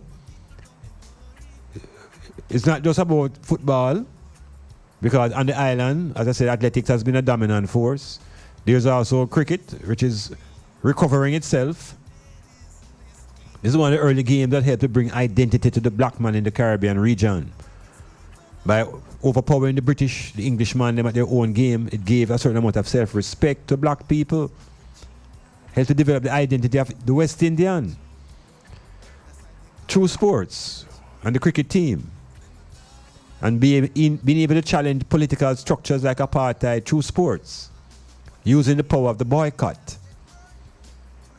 So we're not just going around the place idly now, but just we're not recognizing how to connect the dots and to see what is it we really can do in a cohesive way. So we see sports as a political arena, avenue for expression. And the greatness of the individuals. It's males and females. It's not just a man thing. We have a female runner now who's the greatest long distance, middle distance runner in the world, and it forces them to change the rules. They're talking about gender now. And hold on, Cass. What am I dealing with? All right, done. No, they're not testing for. What they're testing for now is whether it's a female or a male. That's where it reach now, you know. Yeah, man. So it get in a kind of way wherein in the 1970s, the Germans produced some runners who were running in women races who all them look like man. Yeah, man, they used to have mustache and beard and hair on them arm. And they were running for the East Germans and the Russians, and all them look like man. And there was no query about gender issue. But now we produce a Semenya. And because nobody can come close to Semenya now, the same owners of the games bringing in new rules. And now they're testing for gender. And they will want this young lady to take drugs to reduce a certain thing that is natural in her, when the whole idea is not to take drugs at all. So I'm saying to the idea, we are such a powerful force in sport that we don't know how to use it. Yeah, we don't know how to use it in a coordinated, organized way to move towards our own collective liberation. Because we have power. If the black athletes stop playing, most professional sports stop playing as well. In America, they are now involved in the National Basketball NBA playoffs. Look at the texture of the teams. And look what will happen if the black players all went on strike for a day or two. So we're not just players. We can move from just being players to being active agents involved in the transformation of a race of people. And we see athletes try to motivate others. For example, Muhammad Ali. Ali took his position as a political activist, defending the rights of black people and defending the rights of the Muslim people. So when will the Jamaican sportsmen get that politically conscious and begin to defend the black interests of the black people here in Jamaica? And that's what we want to reach, you know. Wherein our athletes begin to recognize that there are issues and problems with the black population here. Don't think because we're in the majority, we have the power. We're just here in the majority, but we don't have the power. And we have to recognize that. So, as I speak to you, the final that is being played in Jamaica, it can't done yet. Another interruption of play. And it's more tension and violence that's surrounding this particular game. And it have a whole heap of things why turning out this way. And just looking on, people are leaving the stadium in numbers already, but the level of control at the official dome seems to be the greatest problem. And I don't think we will hear the end of this as I speak to you. So, when I just drift a little bit from the world of sports, because there's also another issue that I think is just as critical to get involved in. That's the issue that revolves around Ganja and the hemp. Because check our historical movement again from the plantation. We move into the realm of sports to help ourselves. So man can run. All you need to run is your feet and your hands to pump your body. You don't need no gears. So we could use athletics to establish ourselves in the world. There's boxing, which don't require much gears either. But then now we get into team sports. And in team sports, this is where, in Jamaica, as a population of black people, we seem to be suffering. We're suffering from coordination and cooperation as a group. We have demonstrated our greatness as individuals within athletics. But within the team sports, when it comes to cooperation, we find that we struggle. The struggle is deep because of the lack of knowledge of ourselves as a collective. The difference between the we and the me.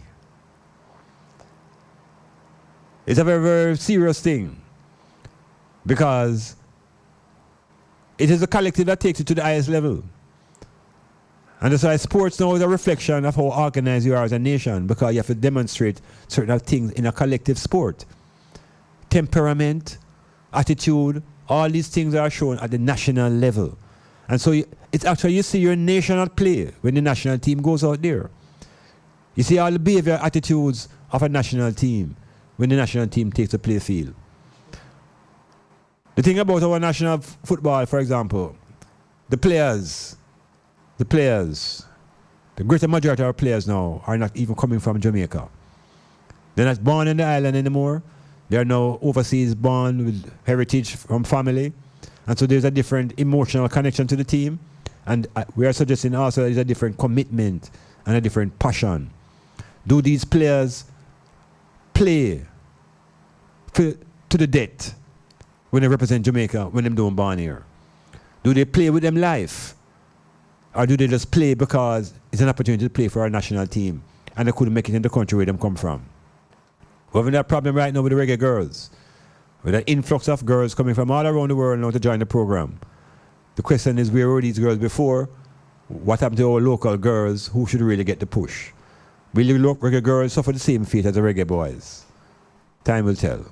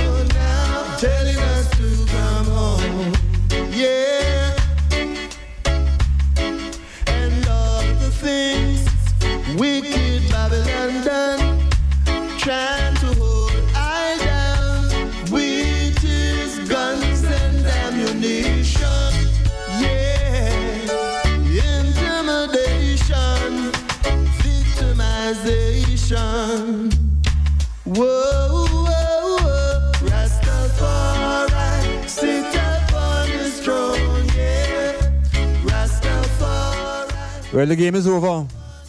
Game is over. Defending champions have defended their title. Waterhouse have tried and they've failed. And so Portmore have retained the title. And Shavar Thomas will be going off to the Turks and Caicos Island in a celebratory mode. Waterhouse community is in total mourning now. The referees have to be protected, taken off the field. And I'm sure that there's going to be more we're going to hear about in tomorrow morning's sports reports as to really what happened outside the stadium and what really happened to the officials and the whole drama that surrounds our football. But that is really it for the National Premier League for this season. What's going to take place now is the playoffs to find the teams that will replace the two teams that were relegated. And here I have to tell you something now. I have been putting out an idea for the last 3 years, 2 years on this radio program. And the Casafa man, them take my idea and scrap it. Not only them scrap it, I gave the idea to Clyde Jerry Dini. And when Clyde take the idea to Casafa run with it, and then Clyde tell me, so, in Virgin Carville come up with the idea first. You see the piracy in Jamaica, that's why I don't really like deal with them people, you know. Because they rob ideas without telling where the ideas come from, just to boost up their own little head. So for years I've been saying that the football needs a twinning. You need to twin the parishes for the parishes to compete at a certain level with Casafa, because Casafa is 2 parishes.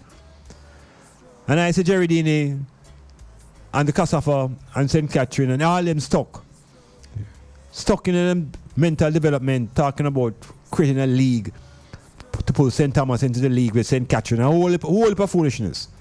And they were going absolutely nowhere. And I'm sitting to the corner and realize that these guys don't know what they're doing. And I have a piece of the answer. And you know, so I go out of my way. I call Jerry Dean up on the radio for us, you know, on the sports program. And so I tell him about the twinning, you know. And Jerry tell him, I said, the program done, I must call him next week. It never happened. You know, so I go to the Harborview compound and I see the man, you know. And I said to the man, look, here is the way out of the problem. The football needs a twin. Parishes must unite, 2 parishes, St. Thomas and Portland must unite. St. Mary and St. Anne must unite. Trelawney and that. Yeah, right around the island. And I'm saying these parishes now must work as one parish to present a team to play in the Premier League.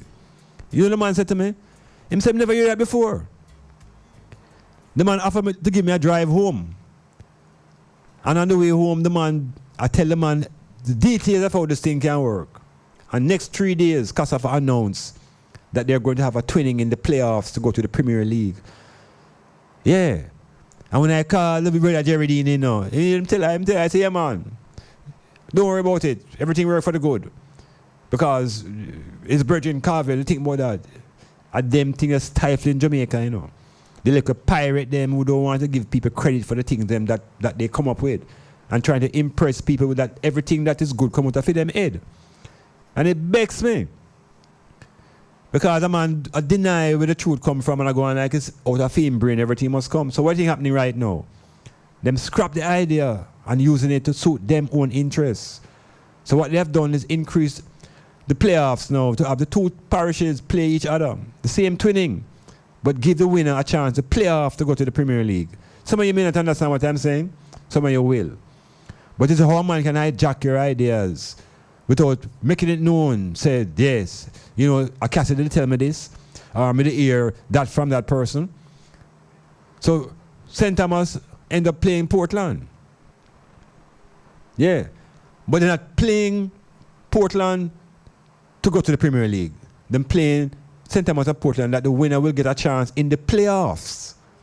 So what CASAFA has done now in JFF is increase the number of teams in the playoffs by using the twinning system. But it doesn't strengthen the parishes overall. So them scrap the program, scrap the idea to make sure that CASAFA don't pull up. That was all CASAFA had in mind. They don't want to pull up themselves, but they don't want to strengthen the other parishes and their football. And those same brethren, I'm going to tell you, Clyde Gerardini, Pirate. Yeah, and so CASAFA has freed up themselves now, and Portland and St. Thomas in a little playoff, and I hear to the St. Thomas team, throw down the Portland team, and so it goes on. So the island suffering from a pirate mentality. Yeah, it happens right across the scope. Where those who can't think are in positions of leadership, and those who can think, when the ideas come, they don't give them the credit and recognize them. Them tell you say it can't work, and then later on you hear it through some other venue, and then pat themselves on them back. Yeah, so you had a run, and so you had a run down. So the football is over, but nothing has changed in the infrastructure. The control in the football is still in CASAFA and Clarendon. And the proof has just been proven right here in this Premier League. Where the top 4 teams, only one really came out of the blue. Yeah, one came out of the blue in St. Anne's. The rest of them is basically the corporate area teams. When will Portland get a Premier League team? Who are the forces that are going to organize that one day Portland can return to the Premier League? Which are the schools are going to be the nursery for the Portland club side to get to the Premier League? So these things are not in place. This is an avenue for the development of the youth in Portland. And not just a boy thing now, it's girls. There's a women's league. It's not much to say around this region, but the women's have gotten to the World Cup. Miracle. A motivation. Will ISA provide any further infrastructure for girls to play? The boys are struggling. Will the girls do any better? Will they use the same play field? The whole thing needs to be addressed from a more constructive way and from a position where it is a liberating process. We have to see sports as a tool of liberation, not a tool of idleness. Metamorphosis. The most anticipated party of the summer is back. Styles FM Fan Fusion Party Episode 6 Drunken Masquerade. Saturday, July 13th, 2019 at the Bayview Waterfront Property, Oysters Bay, Port Antonio, Jamaica. Jamaica. Come hear Styles FM's finest DJs juggling retro hits from the 70s, 80s, 90s, and early 2000s. Admission $700 pre-sold. $1,000 at the gate. VIP $3,500. Styles Zebo $6,000. Party starts at 7 p.m. sharp. Listen to Styles FM for ticket outlets or call 876-518-2399. Fan Fusion Party. Drunken Masquerade. Dress tropically elegant. Fan Fusion is not just a party. It's an experience. Must be 18 years and older to enter. ID required. Drink responsibly. Architects, draftsmen, and surveyors, get your drawings printed in high-quality professional standards. We can satisfy your printing needs. Whether it is for presentation to your clients or for submitting building and subdivision application, make it VJ Printing Services. Whether drawing by hand or with computer-aided softwares, we will plot your negatives and print the copies as you need. We do high-quality white paper printing that is water-resistant and never fades, unlike traditional blueprint. For more information, call VJ Printing at 893-2266.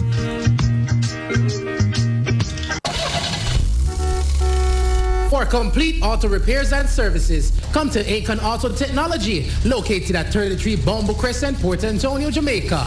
We offer specialist services in wheel alignment and wheel balancing, brake drum and disc rotary servicing, state-of-the-art ultrasonic cleaning and testing of your fuel injectors. We also stock an assorted range of auto service parts, tires, and motorcraft batteries. If we don't have it, we will source it for you. Call us at 876-715-5205 or email AkonAutoTech16@gmail.com. Akon Auto Technology, beyond the typical auto mechanic shop. Are you sick of living an average life and tired of just getting by? Do you want to take your life to the next level? Learn the secrets of the super successful. Listen to Power in a Half Hour with Coach Mark this and every Wednesday night on Styles FM from 9 to 10 p.m. Learn the habits of the super successful and how to make these habits work for you. Learn to turn your dreams and desires into reality. You can win in the game of life. Let Coach Mark show you how. Every Wednesday night on Styles FM from 9 to 10 p.m. Planning a party, club night out, stage show, a gospel concert, or even a business sales event? Let Styles FM be a part of your promoting tool. Take advantage of our low-priced promotion packages with commercials, interviews, giveaways, reviews, and much more. We have special offers when you mix and match and bundle your options. Contact us at 876-286-9216 or 439-5160. Styles FM for the most effective way to exploit your marketing dollar. Clifford Guest House, sponsor of Metamorphosis on Monday nights from 9 p.m. to 12 midnight with Dr. Iman Blak. Located at 15 Queen Street, Port Antonio, that's Ditchfield Hill, they offer accommodations for up to 1 month. Call them at 285-0610 for more information.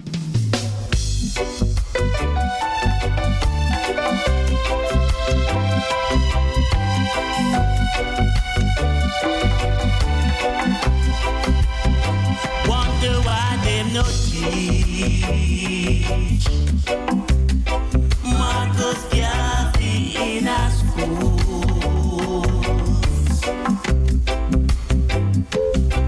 Say they want the youth there turning our fools.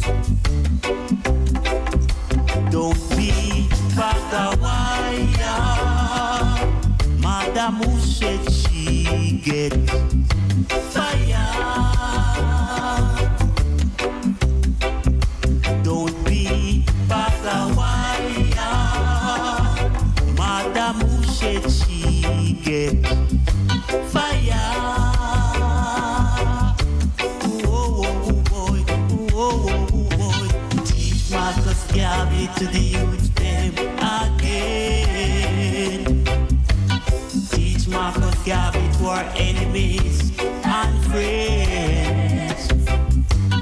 Teach Marcus Garvey to the youth them again. Teach Marcus Garvey to our enemies and friends. Them rather $1,000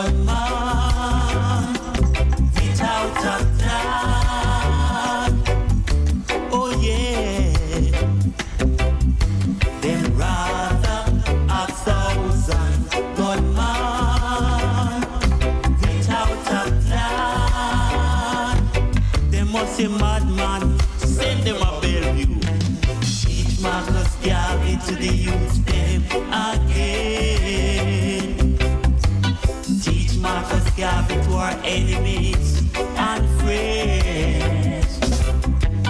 Teach Marcus Garvey to the youth them again. Teach Marcus Garvey to our enemies and friends.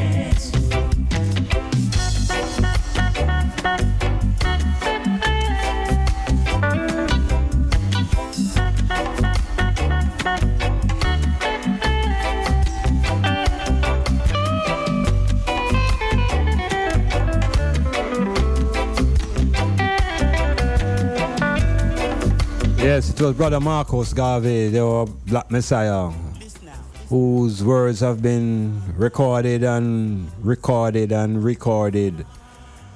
And out of the essence of Garvey's statements, one that resonates in most persons' mind is a statement that Bob Marley transformed into music too.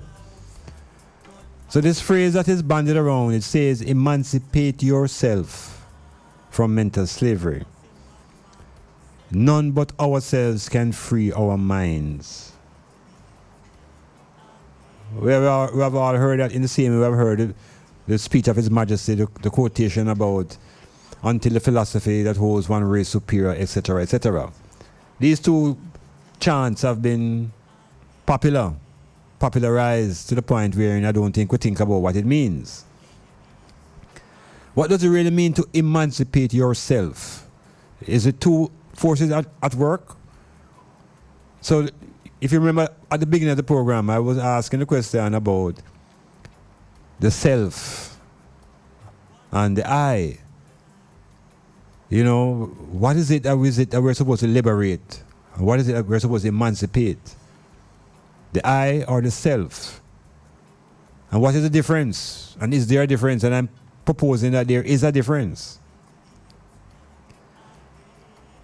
You have to ask yourself the question now, because you remember, say, it's your individual being we're talking about now, you know. So when you ask yourself a question, is it two persons in communicating, you and the self? You being an entity, and the self being another entity, and you ask yourself? So where is the I? How does the I manifest itself within that context of reasoning? So I say now, long time I hear this thing about man for free themselves and a man for know himself, you know. True, a man don't know himself. What are the ways that one can arrive at knowing yourself? What is the self? What is the self that you have to know? And is the self changeable, or is the self fixed? And can you know that which is changeable? So I ask these questions, you know, and I ask these questions searching for responses even from within. The I and the self. And are there two different entities? Because remember, you know, we are very familiar with talking to ourselves. So there is a concept called self. But what are the other elements that make up and correspond with this self thing? Now, people will tell you that, you know, you must develop yourself. And I'm telling you, through education, you develop yourself. So it sounds as if without education and certain things, the self remains undeveloped. But there are many people who are developed who didn't really get education. So would you say their self is underdeveloped or not developed, or is it that they have another part of them being them using? I am saying we must pay attention to the I. Yeah, the role of the I within this reasoning about liberating the self. Would it be more constructive to try to liberate the I and try to find the genesis and the origin of the I as opposed to the self? Look into your being and find out which is more ancient as an entity, yourself or the I. Because I'm putting it forward that the self is something that is partly created by society. And that society input to help to create the thing called the self comes about at one level when you are given a name. And that the name, I am saying, becomes part of the foundation of establishing this thing called yourself. Because if you recognize, that's why people end up trying to defend, when they say they defend themselves. Is them name them defending. But the name is not necessarily I. The name is not the I. The name is what was given unto the I. So I'm saying the I and the self might not necessarily be the same thing. I even go one step further to say that when we look at the self-concept within a female and the male, we hear that the male has a concept within himself called an ego. And the ego is connected to the male self. But they don't connect an ego to a female self. So you are forced to query and investigate what the heck is this ego thing? That the women don't have it and the man have it. How did the man get it? Why the woman don't have it? Is it something that is natural or something that is put onto you through society? So a lot of things you have been given through the education system. And we don't have sometimes the courage to question it because we have the respect for the authority that it is coming from. But the authority that is coming from is really no different from the authority that was governing in the plantation. It's the same authority. The same authority that manifests itself at the church level. The same authority that manifests itself at the school. The same level that manifests at the level of the politics. So again, I want to keep saying, free yourself. Free yourself. You must free yourself. You must know yourself. And at the same time, you're a man, say, boy, the man lost himself, Yeah, man, the man can't find himself. So what is this thing that we often think that we need to have? And how is it groomed? How do you develop the self? My more important thing is how do you develop the I? Because I'm saying the self is part of the social construction. And I'm saying the I is something that is intuitive and innate.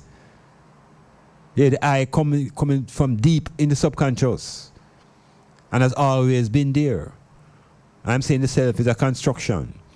And so you have social learning theories who talk about the development of the self. And at the highest level of self-development is what you call self-expression. It's called self-realization. It's called self-activation. They have these concepts around the self, but they don't teach you anything about the I. And I'm saying the I have powers. One of the most critical powers of the I, I'm saying, is the power to imagine. Yeah, the power to imagine. I'm saying the power of the intellect dwells within the I and not the self. So I could begin to make that distinction and start with yourself. Because ultimately now, the religious education telling us that we must save our soul. So the soul now becomes another entity now different from the self. And we must spend our time trying to save that because that shall live on forever into this different place. To make the thing even more complex, the religious world, particularly the Catholic world, they are now declaring that hell is an invention by the priests. That is, the Catholic Church invent hell to drive fear in a people. So it is all about the fear of losing your soul. And they put quotations and phrases, what does it profit a man to gain the whole world and to lose his soul? Is the soul the same thing as yourself? And I'm saying we have to clear up them thing there. Because if there is no hell, then there is no need to save a soul. And if there is no hell, then there's no occupier. Then there's no occupier. There's no occupant of anything called hell. And once you recognize that there is no hell for any soul, then there's no heaven for any soul either. And we can get heaven and hell and the soul to go them one way. And we begin to clear up our own consciousness, that space between our forehead and our head back. Yeah, man, we have a whole heap of things that need to come out. So that soul thing can go out with heaven and hell. They can float out of your head and give you some space and allow you to find the I that has a foundation in the center of your brain. The I has a seat of consciousness that originates in the pineal gland. This is not a boogie talk. This is grounded in physiology. So when I man say I, it's not an eerie talk like when somebody talk about them soul. And when them talk about themselves. We're talking about the real powers that we can have access to. So I'm saying make us spend more time trying to liberate the I and try to understand how the self is constructed. People can have a great level of self-esteem. You can have a great level of self-confidence. But how does that relate to the I? The I is what must be confident. Is the I must reign supreme. So I want them think it out carefully now, and check it out. And you can always tell me what you think. You don't have to agree. But this whole idea of I and self. And then ultimately now there's the me. Because I'm saying the me is the physical foundation, the body. And everybody will agree that there is a body. It's the most obvious point of agreement, that there is a body. But once you leave the body and begin to talk about mind and soul and spirit, and these things become intangible reasonings. And you can't just jump up and say, yes, we have to explore and we have to expand and we have to query. I man say at this moment that I man don't have much confidence in this thing called soul. Neither in this thing called spirit. But I'm pretty sure about the I that is within. And the me that is sitting right here in this chair. And the thing that we call in self, I have a name. And so upon the name, I man is built all of these things. So you build social things on your name. You get titles. And you move from Mr. to Mistress. Mistress to Ms. From Ms. to Mistress. And you attach all of these social things on top of the thing called yourself. But recognize, say it's not the I. Yes, it's not the I. The self are getting all these praises and things from the society, but that is not the I. Because the same society now will condemn you and condemn that self. So what you going to do? Hang yourself now? The I is what reigns supreme. It is the I consciousness that we must elevate and liberate. That we can supervise the self. That we can supervise the me. The I, the me, and the self. Being put forward here as the Black Trinity. The Black Trinity in the identity of black people. I, me, and the self. I am saying those are the elements of our personality. So there's no soul to save. And there's no soul that will go to hell and burn in an eternal fire.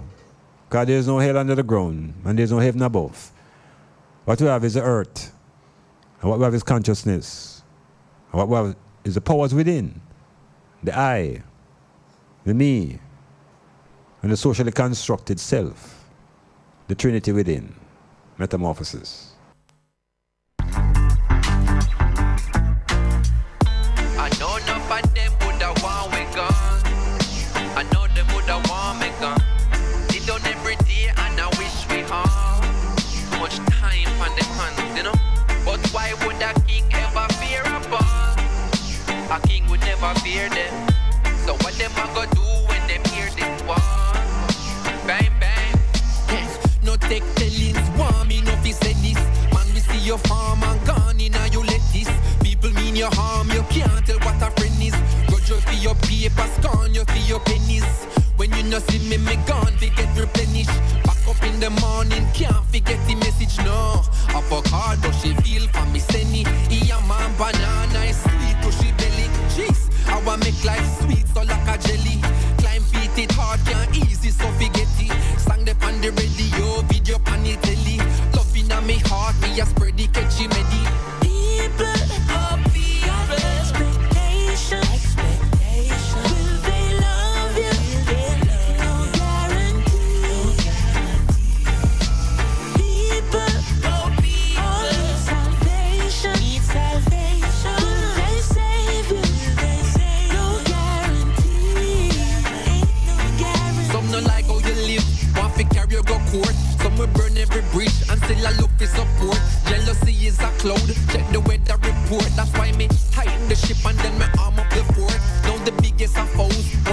closest of friends. But you know how it goes, how the fake will pretend. Some will shake off your hand and break bread in your house. Soon as you turn your back, them will run up on your spouse. Some will say you no rat, and you jump in a Benz. Like me never see Lassie in a couple of them. Some will watch what you earn and account what you spend. Always want if you borrow, never have if you lend. But you see people, oh people, expectation. Will they love you? No guarantee. Oh no, no guarantee. People, oh people, all need salvation. Will they save you? No guarantee. No guarantee. No matter where them a go, say me a believe me life. No worries for me head when me a go a bed at night. Mommy, daddy, sister, yara, everybody nice. Cousin and the virgin, yeah, them a fi get a slice. Man, them use to pack a thing and put it on a bike. Send you go a town and then them cheap on a flight. When you reach a foreign, them a go triple the price. Beds in a community and be malaka. Rice, if you with the ones and so them a fi do it twice. One day underground, the other one a jail for life. A valuable lesson, nothing happen overnight.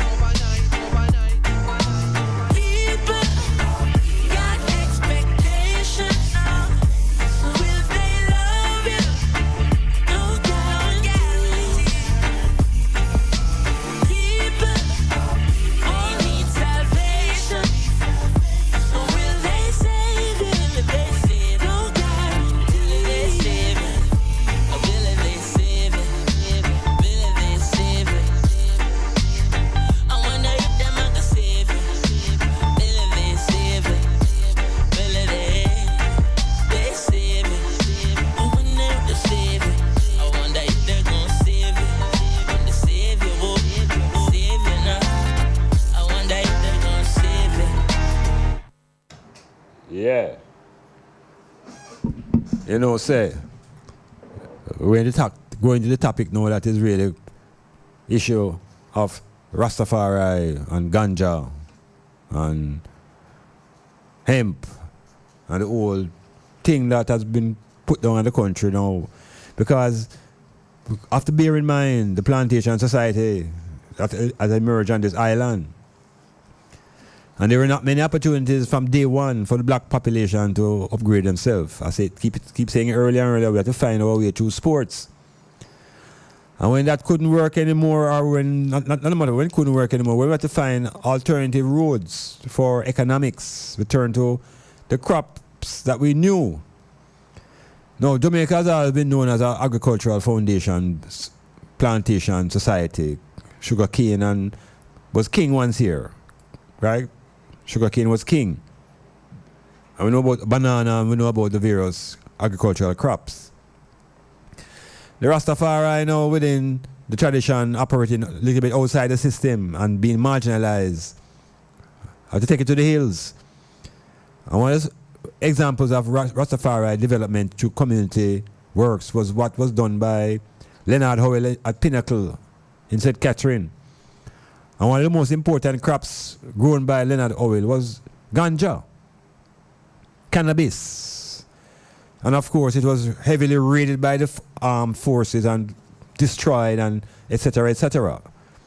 So it's not today, Rastafari have been a close association with ganja and have been paying the price of being, being too gentle and suffering the wrath of the brutality of the plantation society.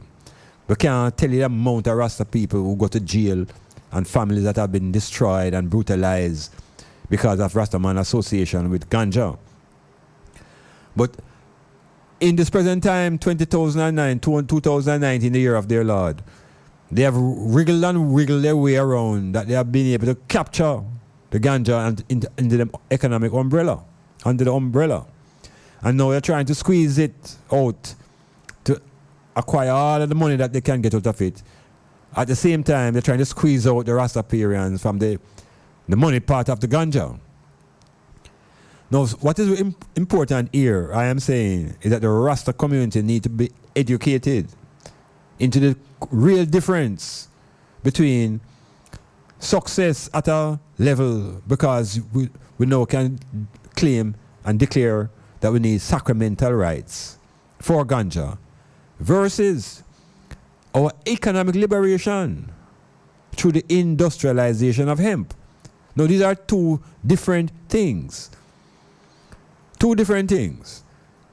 And the Rasta community in Jamaica is heavily behind fighting for this right to have the sacramental, to have ganja recognized as a sacrament, which allow Rastafarians to smoke ganja in certain places at certain times.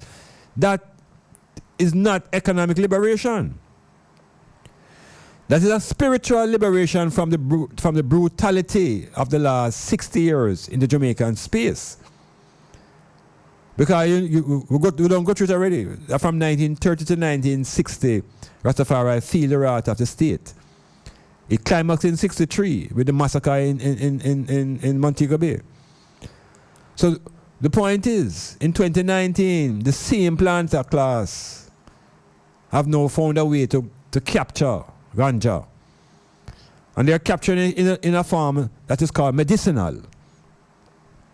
And most people with the basic common sense would never reject the concept of medicinal, because medicinal sounds like something that would be good for your health. It's medicine. Well, the medicinal perspective that the very wealthy people and the rich people have taken is not what the Rastaman was talking about when he said medicine. The medicine that I and I were talking about was medicine for the mind, medicine to stimulate the brain and to identify yourself through meditation, or to come into consciousness with the eye.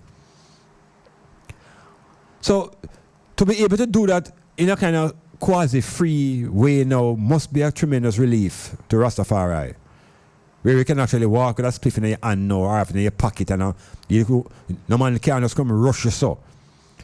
And so there's this relief, generally speaking. But I'm saying now, is that really a victory? Is that the real victory that Rastafari need? Or do we need an economic breakout? Well, the economic breakout now goes almost against the grain of trying to develop this medicinal ganja. And more some Rastaman wake up to the scam that has been pulled under them eyes and have all of us pursuing this medicinal thing, and we're losing the money. The money rests in industrial hemp industry. And there's an argument that hemp and ganja cannot be planted in the same area because of the pollen from the male is not good for the female plant. Jamaica Island is not a little corner yard. So that argument is invalid if we really want to develop hemp as an industry with the island as big as from Morant Bay to Negril Point. What is this hemp that they're fighting against? I'm saying for months and years. Hemp is a part of the family, of the cannabis sativa family. It's a family, you know. The plants, right? They come in families. And these are plants that are in the same family that look alike. So the look alike rests between the hemp and the smoking ganja. They look alike. But that is where it stops. Because in its function and in its ingredients, they are miles and miles apart. And this is knowledge that we need to have. Every youth need to know this. This should be taught at school level. That our population becomes conscious of the difference between hemp and smoking ganja. Because it is the hemp that holds the key to the economic liberation of this island and for most African, Caribbean, Pacific states, where there is sunshine and there is land. Now, hemp is the strongest natural fiber. And it can be grown without harmful pesticides and herbicides. Hemp, otherwise known as cannabis sativa, has been cultivated for over 10,000 years. Remember to the item. This plant has been cultivated for over 10,000 years and continues to be grown in many industrial nations, including Canada, England, France, Germany, China, Thailand, and Hungary. Jamaica should be trying to move to the level where we're not just a producer of raw materials, but we're also a country that is industrious. So in 1962, we had a thing called industrialization by invitation, where the government at that time invited overseas companies to come in and invest in our local industries, manufacturing and mining and so on. In 2019, we also need another round of industrialization. And I'm suggesting that this round must be dealt with in the most serious way, and it must involve the hemp plant. You see, the rest of the world don't really want hemp to grow, in an organized way, because it's going to break the back of poverty. Over 25,000 products. You hear me now, man? Over 25,000 products can be manufactured from hemp. 25,000. How many are being produced in Jamaica today from hemp? None. Not even paper to wipe a bottom. Yeah, hemp paper. 25,000 products can be made from cellophane to dynamite.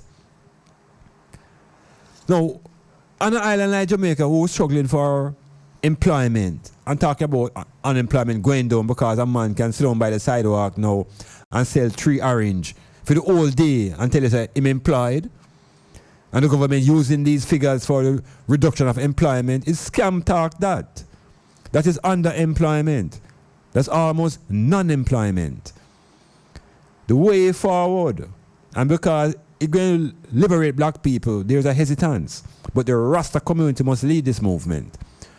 We want a Rasta man to stop glorify the sanctification of ganja and how much quality herb and high grade, and start looking at the economic liberation of the ganja, the hemp. Which of the artists you hear talk about setting up a small hemp factory? None of them. But the money passing through them hand.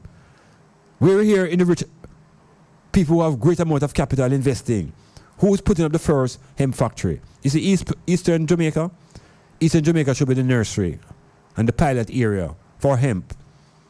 Between St. Thomas and St. Mary. All the banana land's gone down already. The best ganja look like it grow down in the west. So there's no difficulty in growing hemp in the east. It'll come off of the foolishness. Let go the farmer them and release the country.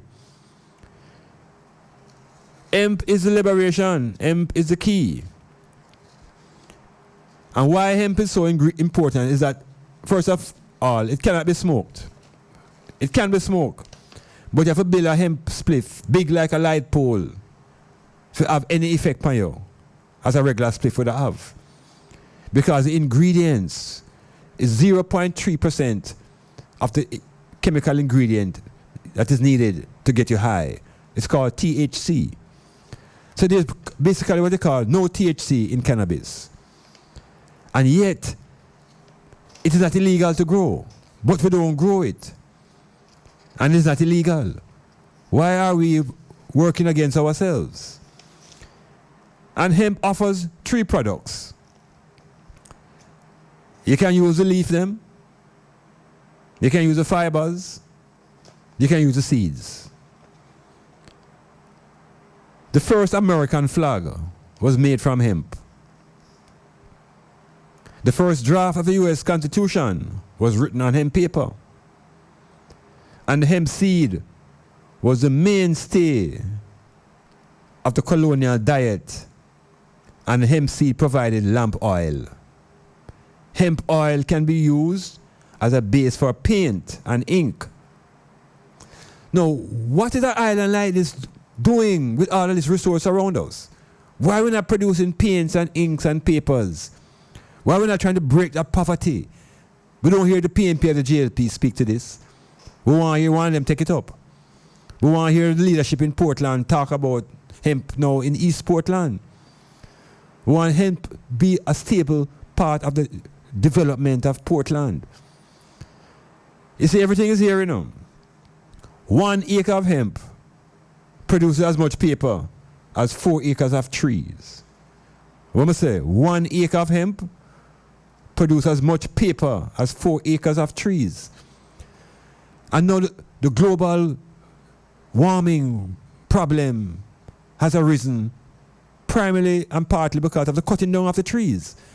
The Europeans cut down the trees them to build up all them big churches in Notre Dame and all them things. They strip the earth of trees.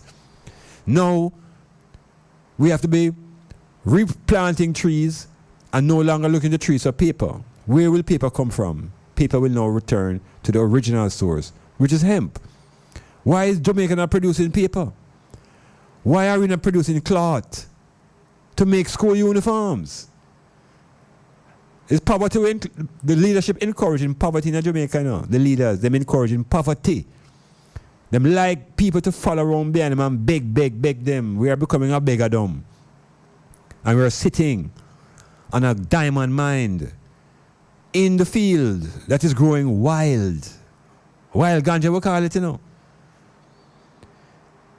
1 acre of hemp is equal to 4 acres of trees. And the crop of hemp is ready in 120 days, not 120 years. So the farmers stand to gain access to a crop with excellent profit potential. And as a nation, Jamaica would gain an abundant in terms of producing fiber and oil. Look here, we are keeping ourselves in slavery. And we are sitting on wild ganja. We are sitting on the most versatile plant in the planet. And we are crying poverty. And we are balling on the IMF. And the dollar slipping and sliding, 135 going to 140. And we're here acting helpless. And may I say, the revolution is in agriculture and industry. The revolution economically is in hemp. And when we get the hemp industry moving, then we begin to break the back of poverty, break down the garrisons, produce hemp factories. And we're moving material from the farm to the factory. Whether you're in the town or you're in the city, we say hemp is the key to our economic liberation. Metamorphosis.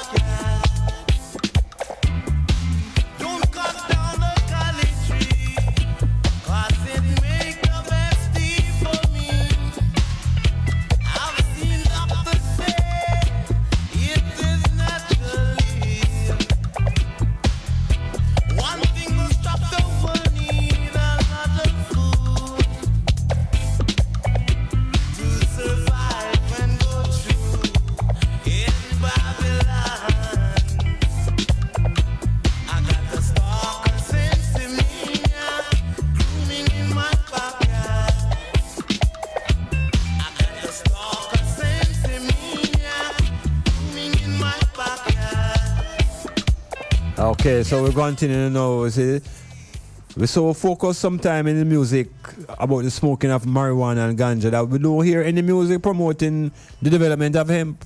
More on two hemp tune, you know. No matter what make two hemp tune, you must get them play upon sides of metamorphosis. This hemp thing here is critical. And you know, industrial hemp, the fibers from the stalks can be used in making paper, textiles, rope, construction material.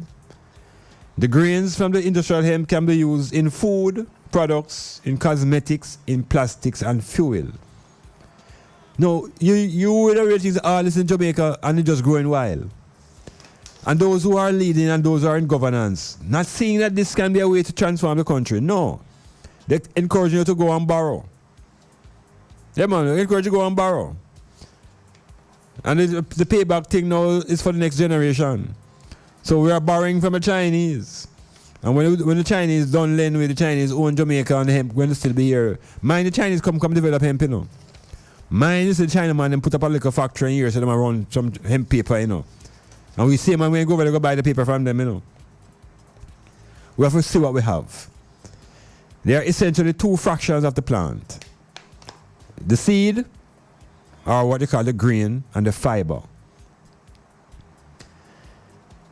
From the fiber, you can make all grades of paper, textiles, geotextiles, structural reinforcement building materials, fiberglass replacement products, lightweight sandwich boards, composite boards, absorbency products such as kitty litter, nappies, femcare products, and fuel. I want the people realize when we really set to them and what is here in Jamaica. Something that grows out of the earth, you know, is the most versatile plant on the planet. It's a plant that run with pests, you know. The pests can't attack the cannabis plant, you know. The cannabis let out some odors that run away the pests them. So you don't need the pesticide. So why is it there's no focus on building an economy around industrial hemp? It's afraid, the man them afraid. Them afraid, so the pharmaceutical companies going to lick out against them. Them afraid of those who are making products like our cement company, because we can make hemp bricks. We can make brick from hemp, you know. And it is proven, it has been proven historically that hemp is easy to grow. It is fast growing, it is resilient, and is a high yield crop. Them say in Canada, industrial hemp has shown good potential. And if you plant it at the proper time, it suppresses all of the weeds them around it. Insect and disease problems is managed by the crop itself. Look here, I really don't know what more can be said, you know. Because you have to move to the action where we need action. We need a small group who commit themselves to doing something about this hemp. Industrial hemp can be grown on a wide variety of soil types. Hemp prefers deep, well-aerated soil along with good moisture and nutrients, and nutrient holding capacity. You ever tell me say there's nowhere in eastern Jamaica where we can grow hemp? There's nowhere from St. Thomas to Portland. Come on, brethren. Make we lift up the population. Make we bring economics to agriculture. Because we don't know say agriculture is an important way forward, you know. But what we need to do is have the link between agriculture and the industry. And the industry that we need to break away with is hemp. Yeah, youth will see that if they put in 3 months worth in a crop, the crop is ready. And there's no predator loss in it. Because the man not thief, no implant unless him have a factory. So make us change up the reasoning. Make us change up the music. I ask my brethren texture for give a hemp song, you know, and we don't hear it yet. I ask my brethren in Canada, catch a block. For give me a hemp tune, and we don't hear it yet. Look like I'm here for to make it. Metamorphosis.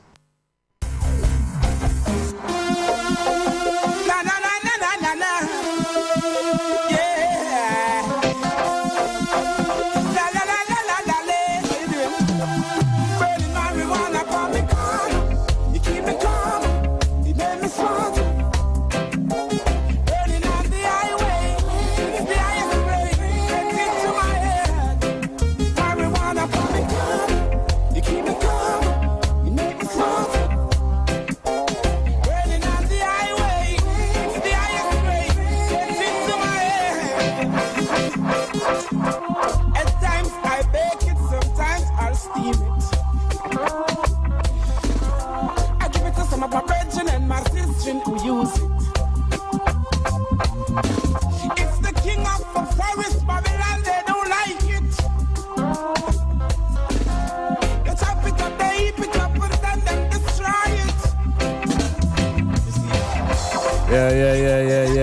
hailing up Marvin.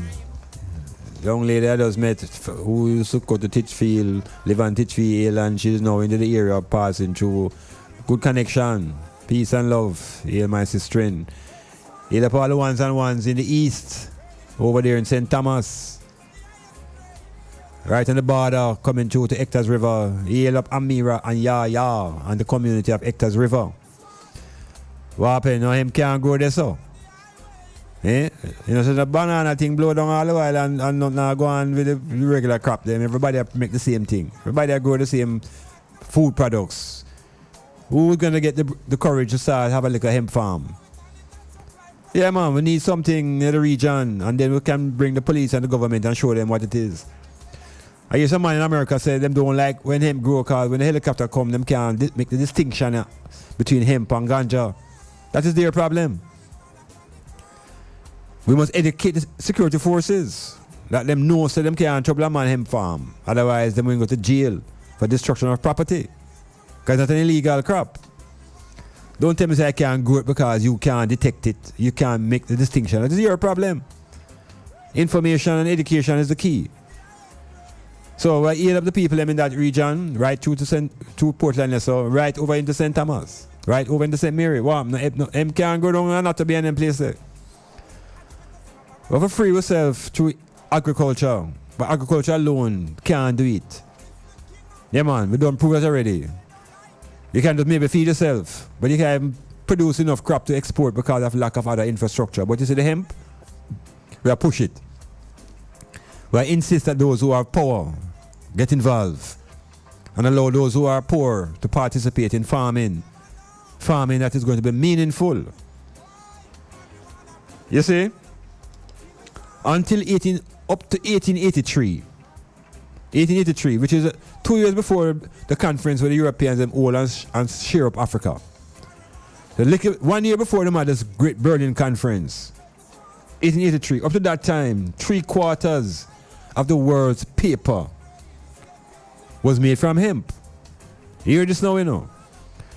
This is coincidence or not. 1 year before the Berlin Conference, when the white man them sit down and carve up African, Germany take this and Italy take that and Rome take that and da. The year before that, you know, the whole world used to get its paper from hemp.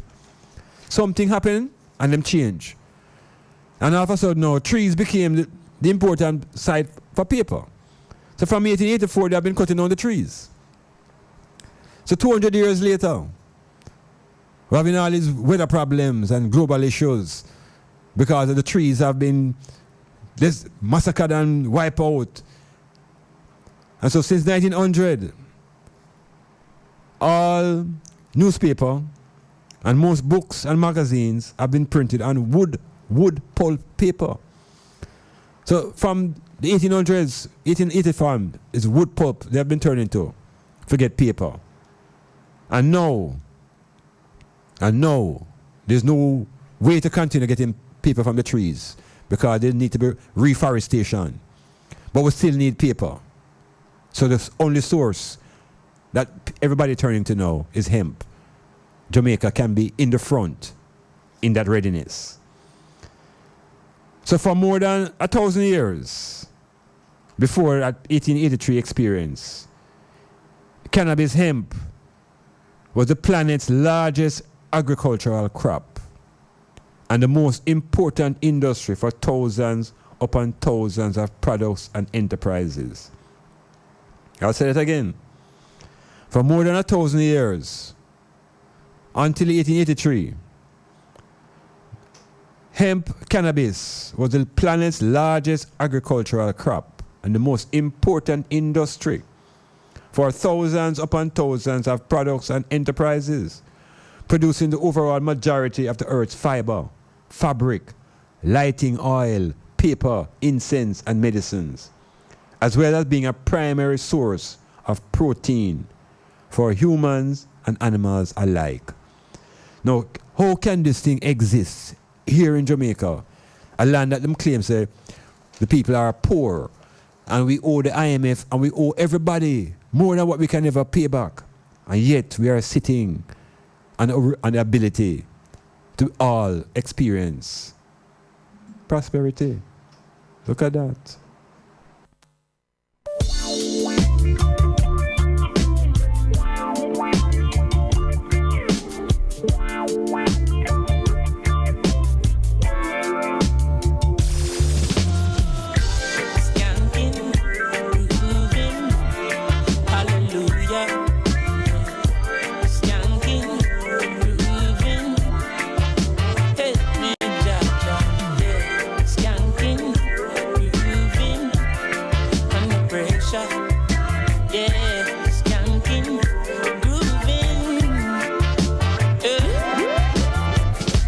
Yeah, you know, there was a man called Henry Ford. And Henry Ford had a dream, you know, that someday automobiles will be grown from the soil. You hear that? And so the Ford Motor Company, after years of research, produced a cellulose fiber, an automobile with a plastic body. And its tough body used a mixture of 70% cellulose fibers from hemp. The plastic withstood blows 10 times as great as steel without denting. Hey, I wonder if the people realize what this thing is all about. They want to buy a trick, you know, and have a run down no smoking ganja, you know. And everybody run down how to get higher and higher. Because when the ganja becomes medicine in the laboratories, we have to go and buy those medicines and we can't afford that. We can't afford the medicine. So when them don't make it, and after we cut it raw and give them, and them do this and do that and make the medicine, we can't afford to go to the medicine. We can't buy it. Medicine out of reach. So we end up being the slaves, producing the raw material. We have a chance to break that slave cycle and become owners of an industry. Yeah, it's a great leap. A great leap to move from being workers and slaves to be the owners of an industry. Because ownership is the beginning of power. And that is what we are lacking here as a people. We lack power. They give us positions of authority so we can talk off and run off a mouth. But we're lacking power. And power comes through developing your economic strength. And we have to get it moving. And I'm saying this region here, Eastern Jamaica, is fertile for industrialization of hemp. I've been saying it before, I will keep on saying it. Hemp is the future. Both political parties hear that. So the PNP who want to resume them status as them home parish, and the JLP who want to make sure that the PNP don't come back in, hemp is the way forward. So it don't really matter whether who want to come in or who want to go. Just put the hemp down as an institutional framework where youths can leave high school and think about getting involved in farming. But him now farm no goat or no cow or no pig, him a farm hemp. Because it takes 120 days for the hemp crop to develop. And we move it forward, either into the seeds, make shea butter, make oil, make whatever, or we deal with the stock. It is there in front of us. We can save ourselves. We don't have to pray to nobody in the sky. Nobody has to come out of the sky, and nobody has to come up from foreign to tell me what to do. It is right here. All you have these cell phones and things, begin to read up on hemp. Recognize that hemp is the future, economically. Yeah, that may I say within this time.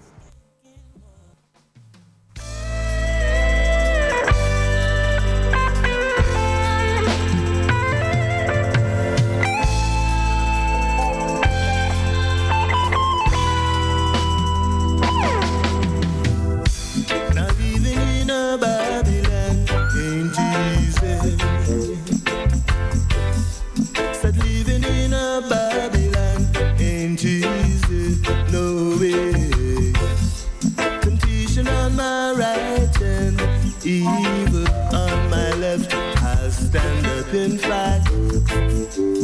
Oh yeah now, Sacramental,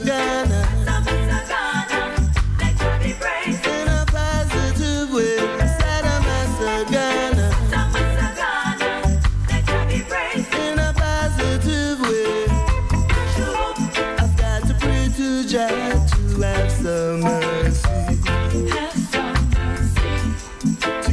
Safe and guide me to travel on my way. Temptation strong, but I must fight it. I'll stand up and fight. Fight for my life. Oh, yeah, now. Sacramental. Let God be praised. In a positive way. Sacramental. Let God be praised. In a positive way. In a positive way.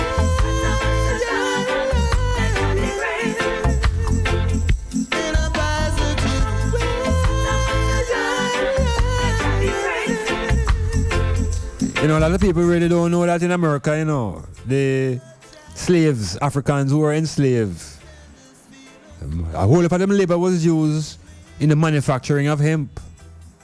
Make we know this now. Don't know those things is cotton alone. The manufacturing of hemp.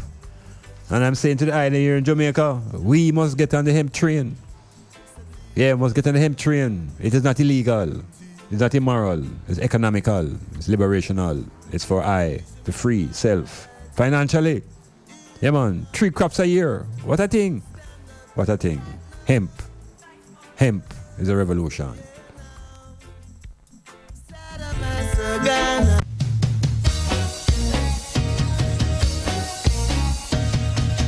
Hail up Annette. We see your thing on the WhatsApp. Annette up in Duckensfield.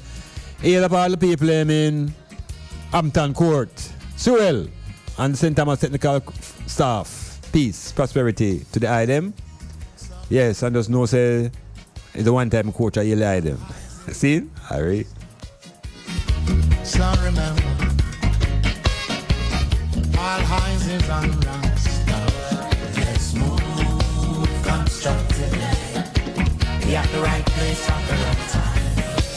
Let's move constructively. Be at the right place at the right time. Let's move. There's some little girls and boys in the ring. Sha-la-la-la-la. There's some little girls and boys in the ring. Sha-la-la-la-la. Want some understanding?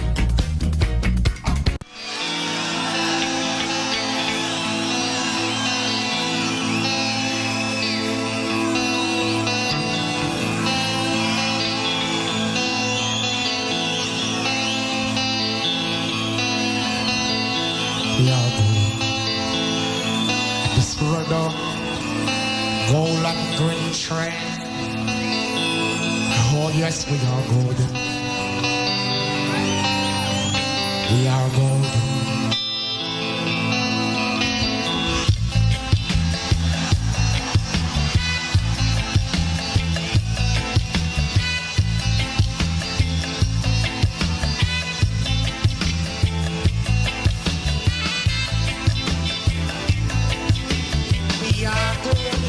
Yeah, we're moving. You know, as I saw like a phrase that tells me that we must learn to be wise as a